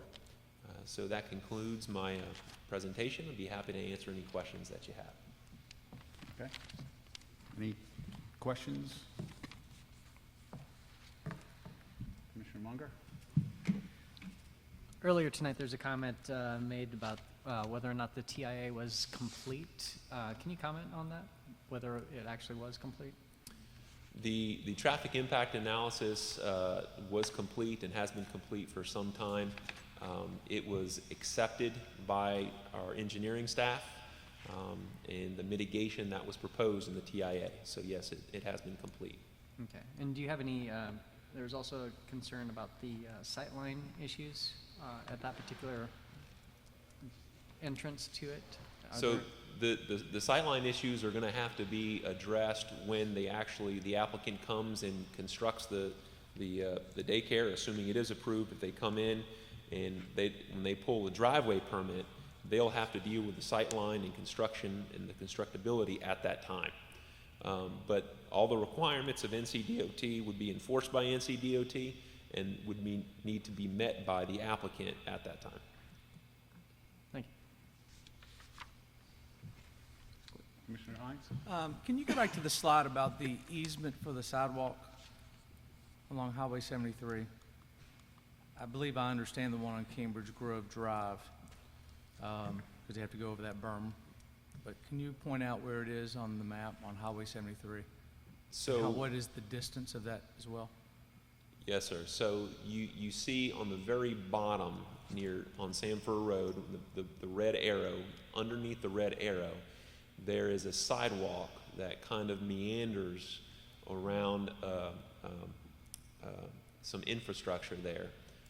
And that sidewalk is going on to reconnect, because once they put the right turn lane in that's required from the TIA, Once they put that in, they're going to be widening the sidewalk and pushing it out of existing right-of-way onto private property, onto the town of Huntersville's property, and then onto the homeowner association property from Hampton Ridge. So that little bit, that little wedge currently is conceptually shown to be on private property, and the HOA determined that they did not want to give an easement for that sidewalk on private property at this time. So if this project were approved and built, as shown, we would have a sidewalk that is broken up in this section. It would be broken up as conceptually shown. The hope that staff would have would be able to go through and work with the applicant to reconstruct, work with NCDOT to try to fit it inside existing right-of-way. If that was not possible, then we'd have to come up with some other way to try to make that happen. But at this time, yes, the situation is that plan shown right there. If there's not an easement, then we'd have to come up with some other way to make that work. Okay. And a follow-up to another question about the TIA. You said it was complete, but a question came up was, did it follow the town's policies? Did it follow all the check boxes in regards to the TIA? Yes, I would refer that question to Stephen Trott on that as they were the staff to review that. Thank you.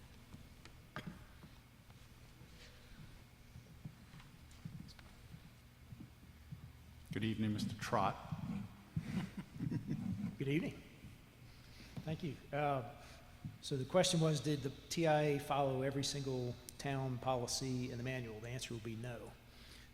The traffic counts were short, an hour of time, I believe, both in the morning and in the afternoon. However, due to the pandemic, you try to go out and count traffic now, it's going to be different than what it is. So it was allowed to use traffic counts that were already available. It did count 2 hours of time instead of the normal 3 hours. So it wasn't like they just counted a few minutes and then used it. It was just a shorter period for that traffic count to find the 1 hour of time that's studied. Okay. So knowing all that with the pandemic, you accepted the TIA as Yeah, this accepted to reduce count times. Okay. Okay. One other question that came up about reduction in the taper.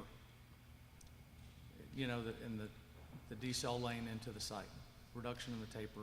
Is that a Huntersville call or is that an NCDOT? That'd be an NCDOT call. NCDOT, okay. And NCDOT's basically approved this curb cut. Yeah, as far as I know, they found it acceptable. Okay, thank you. Sure. Commissioner Bowles? Just a quick question in regards to the stormwater process. It was brought up earlier in regards to the bond secured, and once the stormwater, the BMP pond is created, then there's kind of the 2 years for the bond. What was the next process after that? How do we make sure that stormwater continues, that it actually continues to work, that BMP? Yes, ma'am. So after the 2 years, then it will continue on a yearly basis, be inspected by Mecklenburg County for continual operation and make sure it's still working and functioning properly. Mm-hmm. Thank you. Commissioner Bowles? Thank you, Mr. Mayor. A couple of Saturdays ago, I took my truck and parked out there in front of where this daycare is going to go, and just got out and walked the sidewalk just to kind of get a feel for the traffic and the neighborhood. And while I was out there, a lady was walking on the sidewalk, and I stopped her and introduced myself, and I said, "Can I ask you a few questions?" And she didn't have anything prepared, but she was very candid. I told her about the daycare center. She was very familiar with that. I said, "If you could do one thing to improve the traffic flow here, what would you do?" She didn't even hesitate 1 second. She pointed across the street where you leave this area, you're going west, you make a U-turn going back east. I'm sure you people know what I'm talking about. She said if you just trim those plants back about 18 inches, you could take the line of sight and improve it by 200 feet. Well, the town manager and the assistant town manager and I went out there a couple Fridays ago, and she was exactly right. But those have been trimmed back, and the line of sight has improved. I just want to let you know that we're out there looking at that property and trying to figure out how we can make this work. Thank you. Commissioner Bales, you have another question? Somewhat, yes. So, in the middle of doing all of my research for this project, I've gone down, I've looked at the other examples, especially the one in Ballantyne that, and this is going to be a little bit long, my comments, so pardon.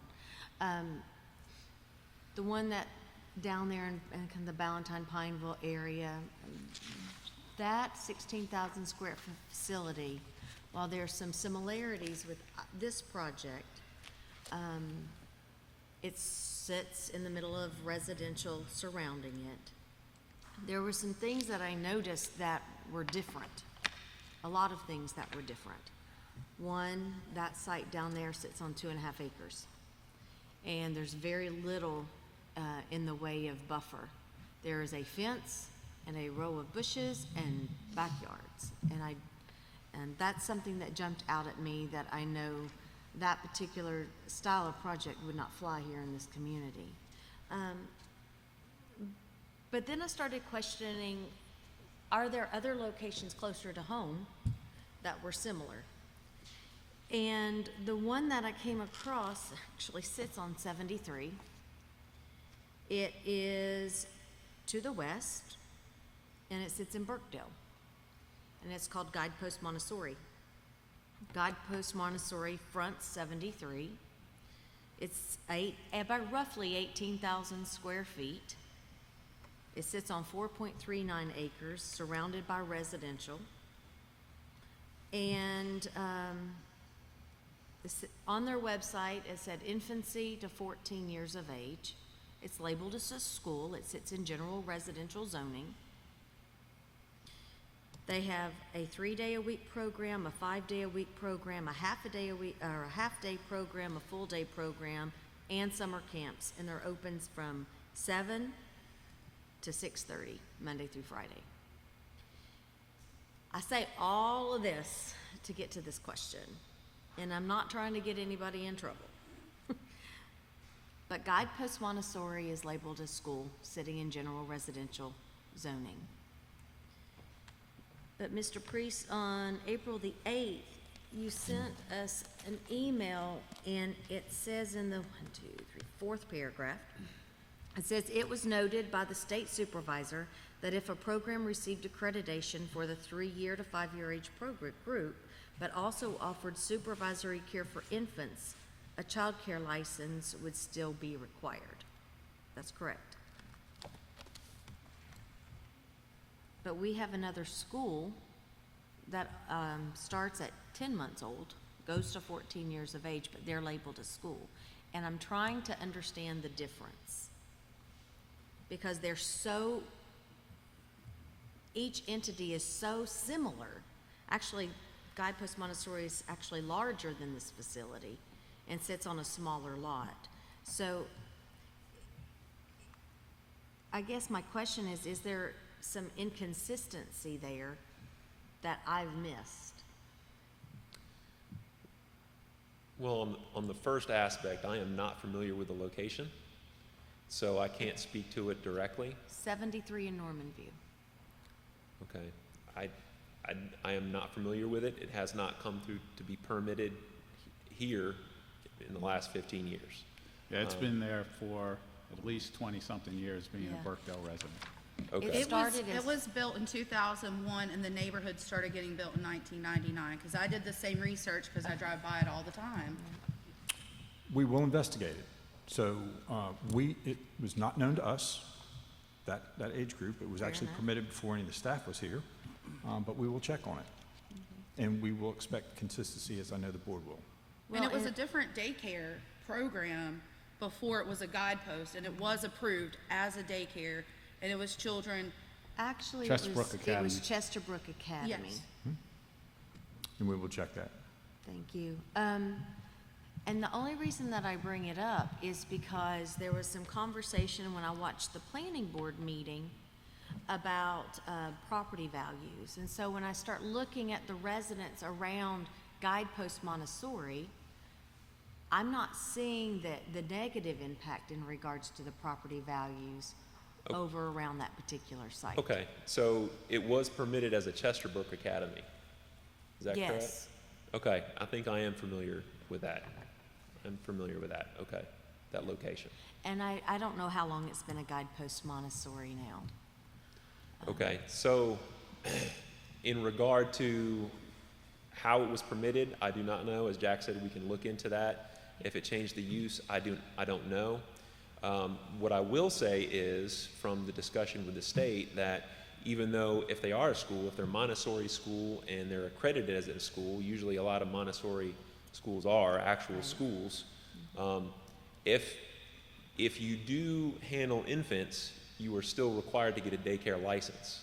So they could still be a school and also be required by the state to get a daycare license or a child care license from the state of North Carolina.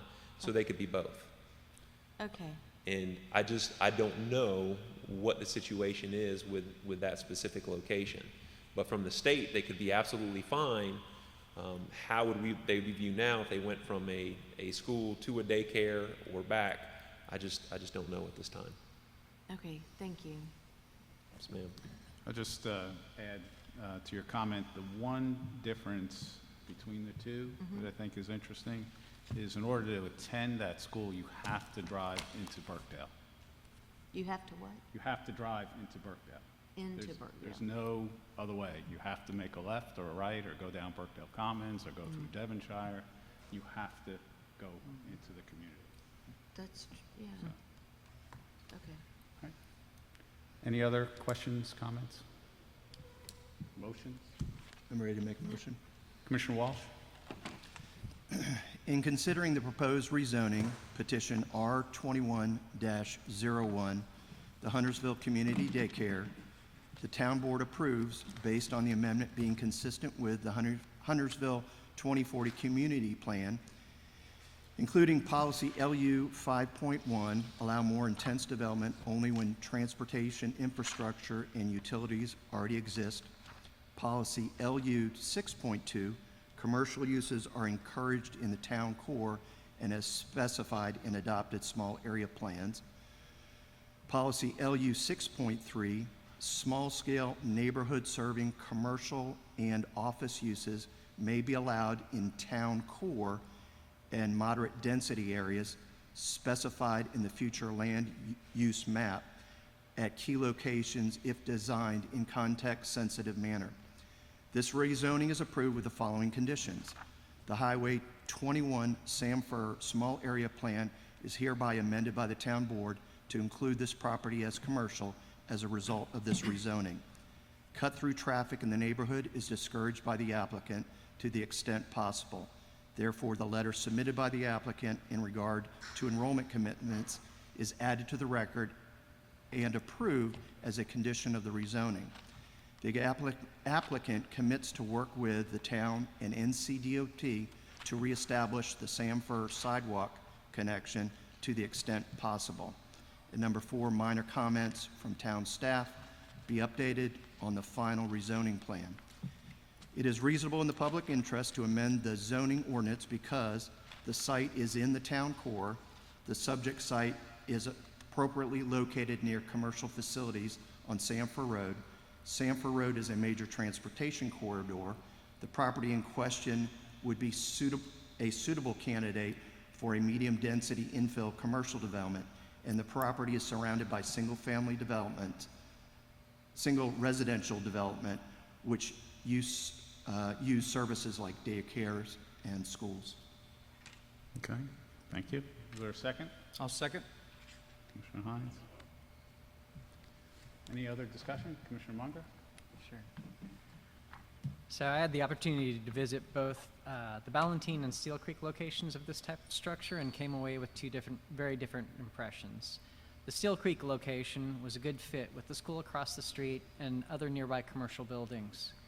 The Ballantine location was the exact opposite. It looked like it was wedged into a residential area with houses surrounding it on all sides, and it just didn't make sense to me. Based on where this is intended to be built, I think our situation more closely emulates the Ballantine location, and as a result, for me, it just doesn't make sense. I know that much has been made of the idea that if we don't approve this, the applicant will simply turn it into a charter school, which can be built by right. One might feel as though they need to pick the lesser of two evils, but for me, I am choosing to focus on the plan that has been presented to us and nothing else. And as a result, I will not be supporting this. Okay. Any other discussion, comments? Commissioner Hines? Yeah, I'd like to just say, I mean, I mentioned it a little bit last time. I've lived in both the Hamptons, and I lived on Hampton Trace Road for 4 years, excuse me. Back at that time, it was a 2-lane road, and traffic backed up every race weekend. And we had a commissioner that actually lived in Cambridge Grove at the time. And when the town board at the time was working with NCDOT on the design, I think one of the reasons the town owns that little small sliver of piece right there by Hampton Ridge is because they was trying to figure out, could we put a stoplight right across from that, basically the daycare site, this daycare site, and the Hamptons entrance, because we didn't know it was going to be a super street. We weren't really aware of what the street design was at the time.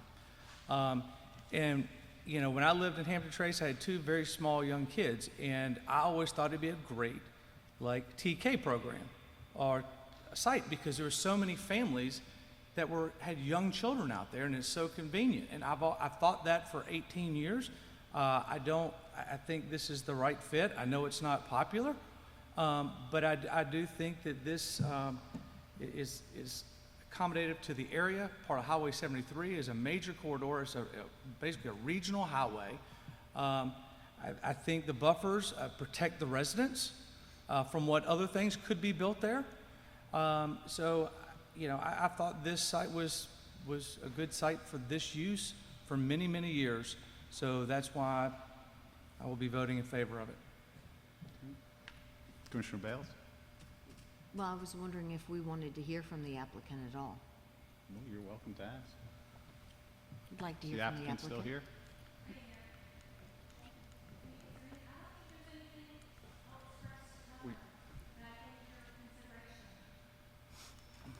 Okay, so then I would like to go quickly back to my own research. Like Commissioner Hines, I used to live in Hampton Ridge, built my first home here in Huntersville and Hampton Ridge, and was there for about 5 years. Since the public hearing, I have driven down and looked at all 3 other sites, located the Montessori school right down the road at 73, took a look at it, walked the 5-acre site, drove countless times doing the U-turns, coming through the neighborhood. What does the site distance look like? Just in and out, and really trying to put myself in your shoes. One of the things that I find very important on this board is that we work to be as impartial with these things as that we can be, because we also know that there's 2 sides to the issue. I will say, after stumbling across Guidepost Montessori, where it sits on 73, very, very similar in design, it has put me in a position where I do feel like this is the right fit for this site. The 30-foot buffer is completely different, but if you cannot compare Ballantyne's site to this one. It has barely any buffer, sits on half the acreage, sits on a very small 2-lane highway. This is a 4-lane divided highway. And I agree with Commissioner Hines, this is not a popular vote, that's for sure. And it's one that has weighed on me tremendously over the last few months. But I do feel like it is the right fit along this corridor and for this particular piece of property. I know that we don't want to look to what it could be. At the same time, I think we would be doing an injustice to the community if we didn't.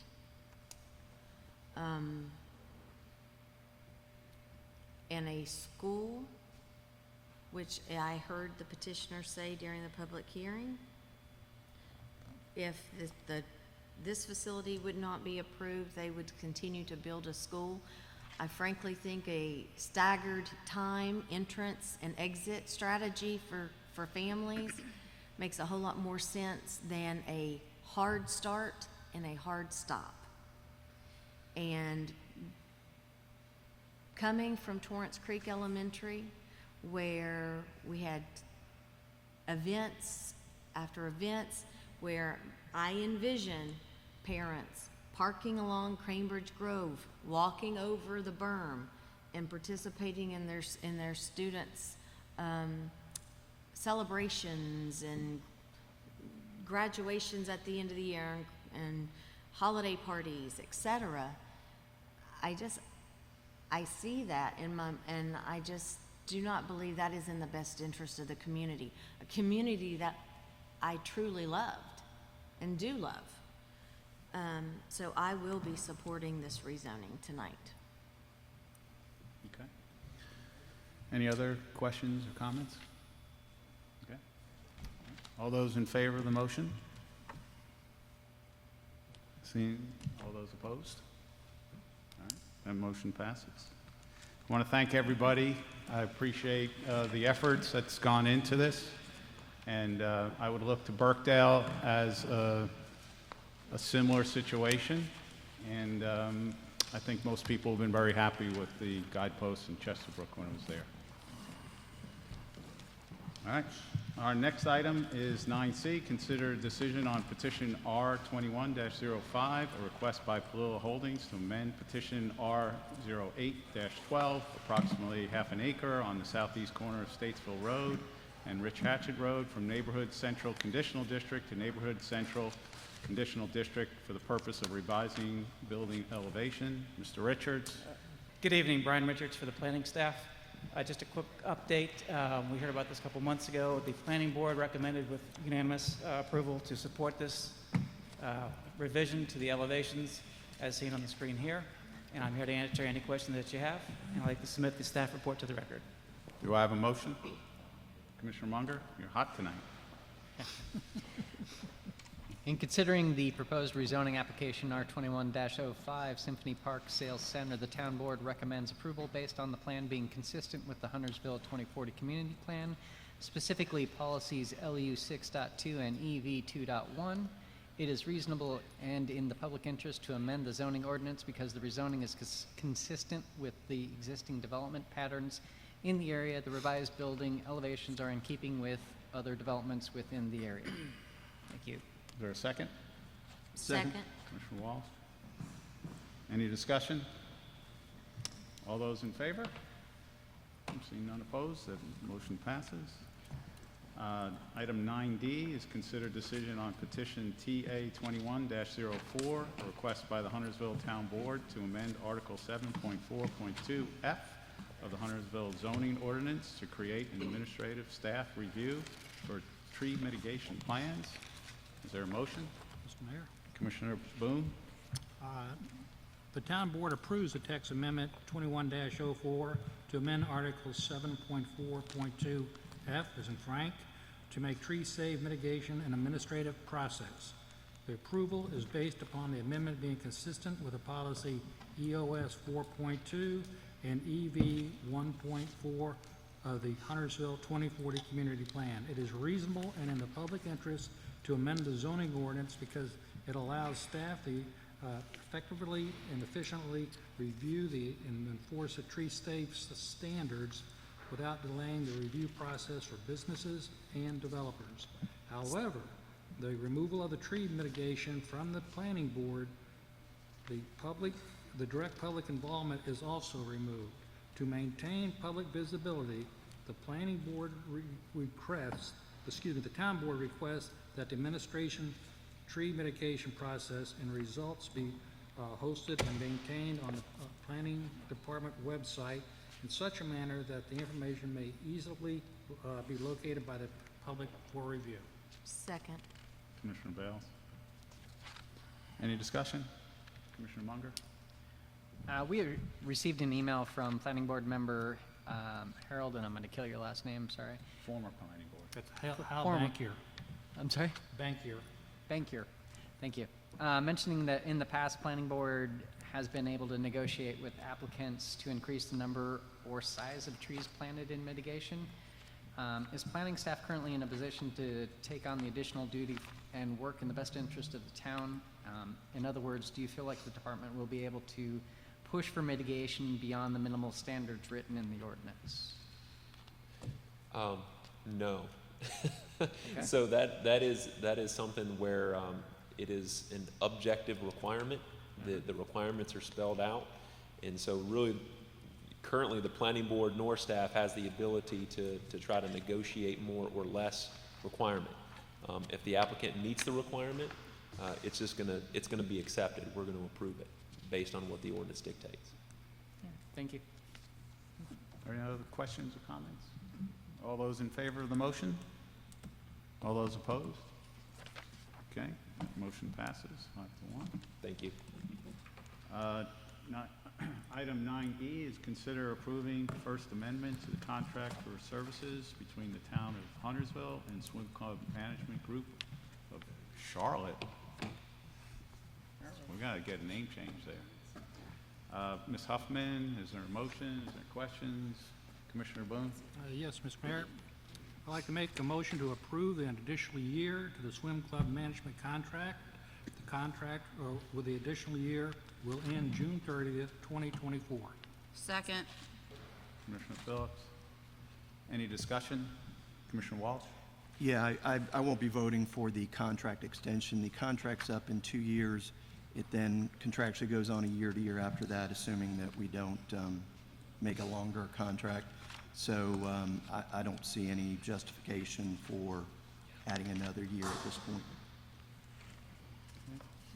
Any other questions, comments? All right. All those in favor of the motion? All those opposed?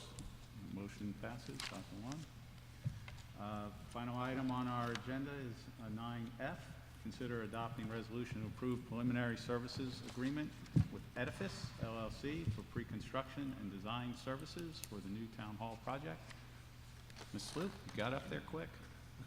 Tell us what we're doing here. So you have before you a preliminary services agreement, and essentially this is for the first phase of the town hall that is being proposed. This would cover schematic design documents and also any other design documents that are agreed upon between the parties. Essentially, at the end of the contract, Edifice, the design build team, would come back to the town with a proposal as far as the next phase, and that next phase would cover the actual construction. Included in the contract before you have a scope of services at Exhibit C, which details a little bit more with specificity regarding the proposed total cost of the project, as well as giving you almost a line item breakdown of the $960,000 that would be tied to this preliminary phase contract, or preliminary services agreement, I should say. Edifice is here. They have some of their members of that design build team here available for questioning if you do have specific questions. Otherwise, I'm happy to answer any contract-specific questions.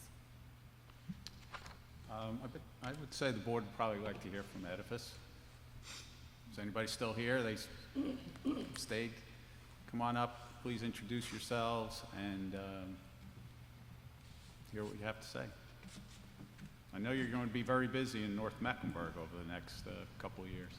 And Mayor, we have PowerPoint, but I don't know if we want to load it. Y'all want to see a PowerPoint and all that? I mean, we can make it as fancy as you like. Sure. It's a big decision. Whatever you have. Bobby, you want to, can you load it?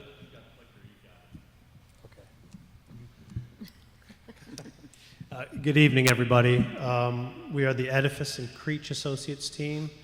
I'm Mike Carlisto with Edifice, and I'll let these guys introduce themselves. Hi, my name is Brent Green. I'm a lead designer and principal with Creech and Associates.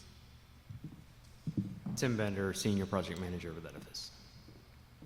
Okay, so we do have a quick little presentation that we can go through for you guys. Perfect. Okay, so our presentation really covers the team. You've heard from the three of us already, our experience in the process, the design-build process that will be employed in this project. You've heard from the three of us, but there's going to be a lot more than just Brent, Tim, and myself on this project. We'll have support, architectural support, engineering support, and also pre-construction and construction support all the way. So we have a team that will be dedicated specifically to your project. I heard mention that busy in the North Mecklenburg area.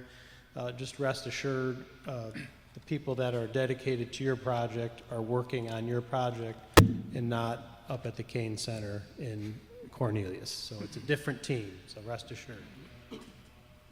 Okay, and the other folks that are part of our team, it's not just Edifice and Creech, it's Dewberry, it's Optum Engineering, Stewart Engineering, and we work on a lot of town hall and municipal projects together, so a lot of great combined experience between the group. Edifice, we're locally owned. We have our main office here in Charlotte. We do have an office in Charleston as well, but we're locally owned, financially sound, very strong bonding capabilities, and very deep municipal experience as well. At Creech and Associates, also locally owned, we focus on the design of civic buildings, specifically town halls. It is our deepest well of experience. We've done a ton of those in this region, and we're excited to share that experience with you all as well.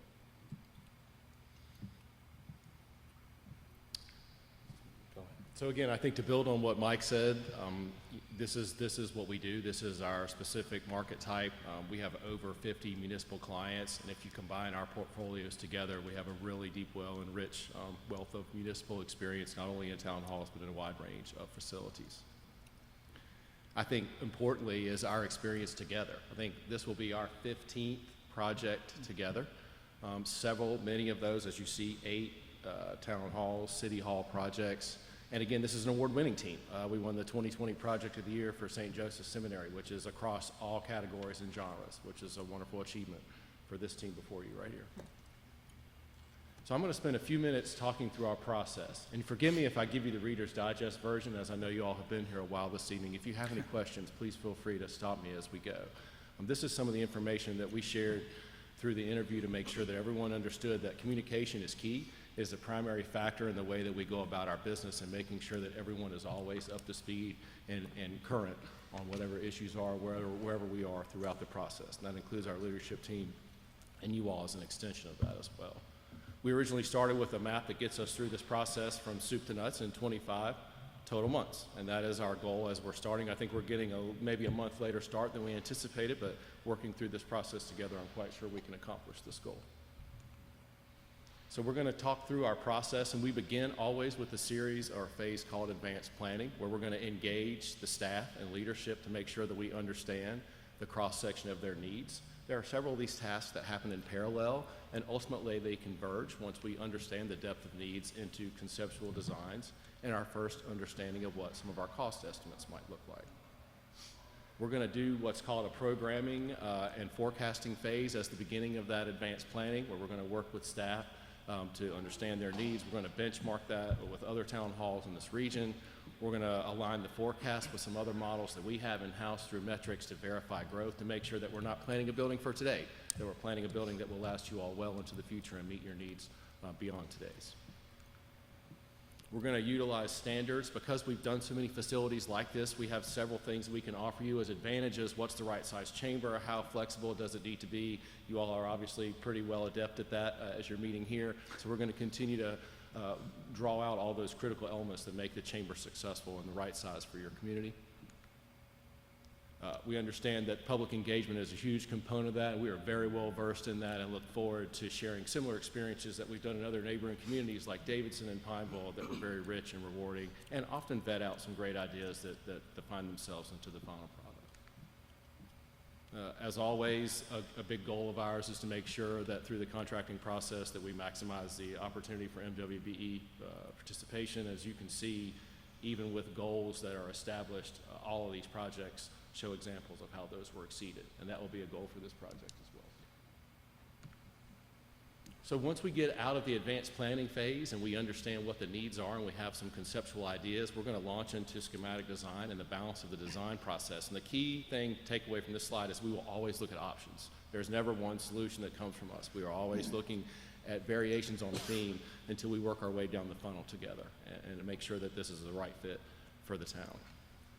We began to look at some ideas that are going to be key to the design of this facility. You have a wonderful opportunity for plaza on the corner. And some of the beginning parameters that we talked about were, is it 3 stories, is it 4 stories? And so instantly we did some studies to test how that really changes the character of the corner plaza. And it really will be a significant factor as we move through design. So there were 4 options that we put together here that sort of investigated a range of development opportunities on the site. We're going to talk about where is the chamber. Does it need to be on the first floor so it can be readily accessible? Does it need to be on an end off the plaza? Does it need to be in the center of the building? Does it want to have windows? All of those different questions that come with how we can manage your chamber successfully. Then we begin to look at a series of white box models.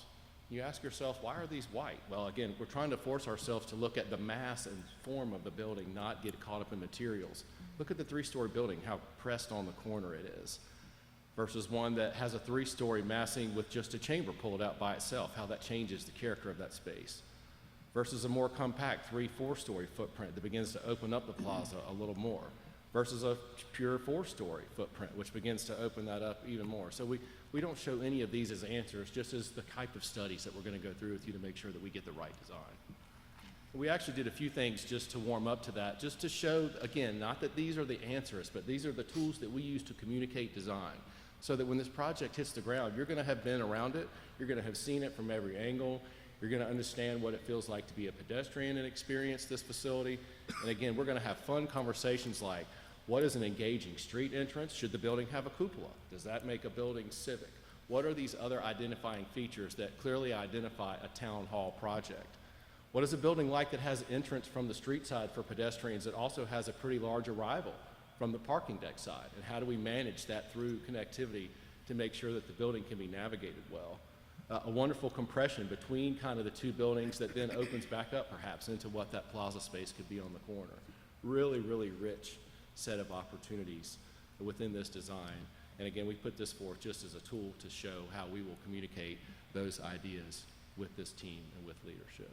I'm going to skip through these other 2 kind of a little bit more quickly. We have a couple more of these. Forgive me, I'm going to drive through them in the interest of time.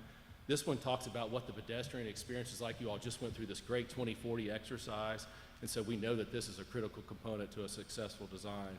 And what does it feel like as we begin to approach this space and understanding really what that rich experience could be like.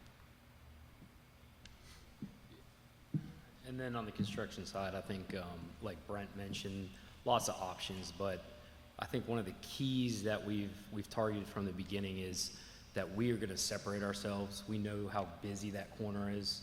We're going to make it 2 projects. You got the projects of everything that's going around the outside of that building with the traffic flow, with the sidewalks, Discovery Place Kids, the fire station, the existing parking deck, separating ourselves, making it a project that's in the project. So that's obviously very important. We've worked with Skip and talked about, he's with Dewberry, and we'll use all entities for detours, bypasses, and discuss with all the players from Huntersville what's needed and make sure that we obviously separate ourselves. And then we just put together a little bit of site renderings, logistics on how we come in, how we separate ourselves. When we start to go vertical, how we'll keep ourselves separate from the sidewalks on the side, and ultimately just the open communication from the beginning to determine what everybody in the town needs. And trust me, I'm a local resident, proud to be here, and I know how busy that intersection is, and I'll be getting phone calls much quicker from my wife when she can't get through there because of me than everybody else around here. So that's the That is the Reader's Digest version that we prepared for you all this evening. We'd be happy to attempt to answer any questions that you have. According to those pictures, the intersection looks pretty good. So, Glad to hear that. I'm sure there are going to be some questions, comments. Commissioner Walsh? Just a couple quick ones. Engineering, how long do you think that'll take, assuming it's approved? We were made? Yeah. I believe it we up were there? I missed spring it. of next year. Okay. Yeah, it was around a 12 to 13 month design period. And So, then construction? Another 14 months after that.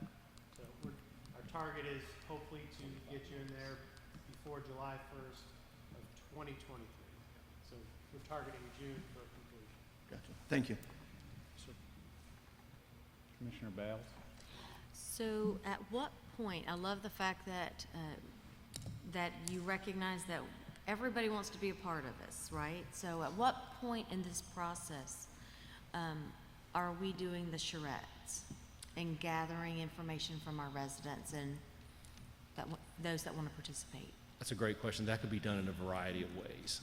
Often it's done in a number of engagements where we ask different questions when we're at different points in the process. We may ask some big picture questions in the very beginning phase, in that advanced planning, that very first phase that we talked about a moment ago. What do you want to see? What are your priorities? What are your interests? How large should the chamber be? All those type of functional questions that we could ask. And then we may come back at another round where we've done a little bit more work and we have some more things to share, where we could ask some more focused questions. So I think that process can be customized depending on the number of engagements that you all want.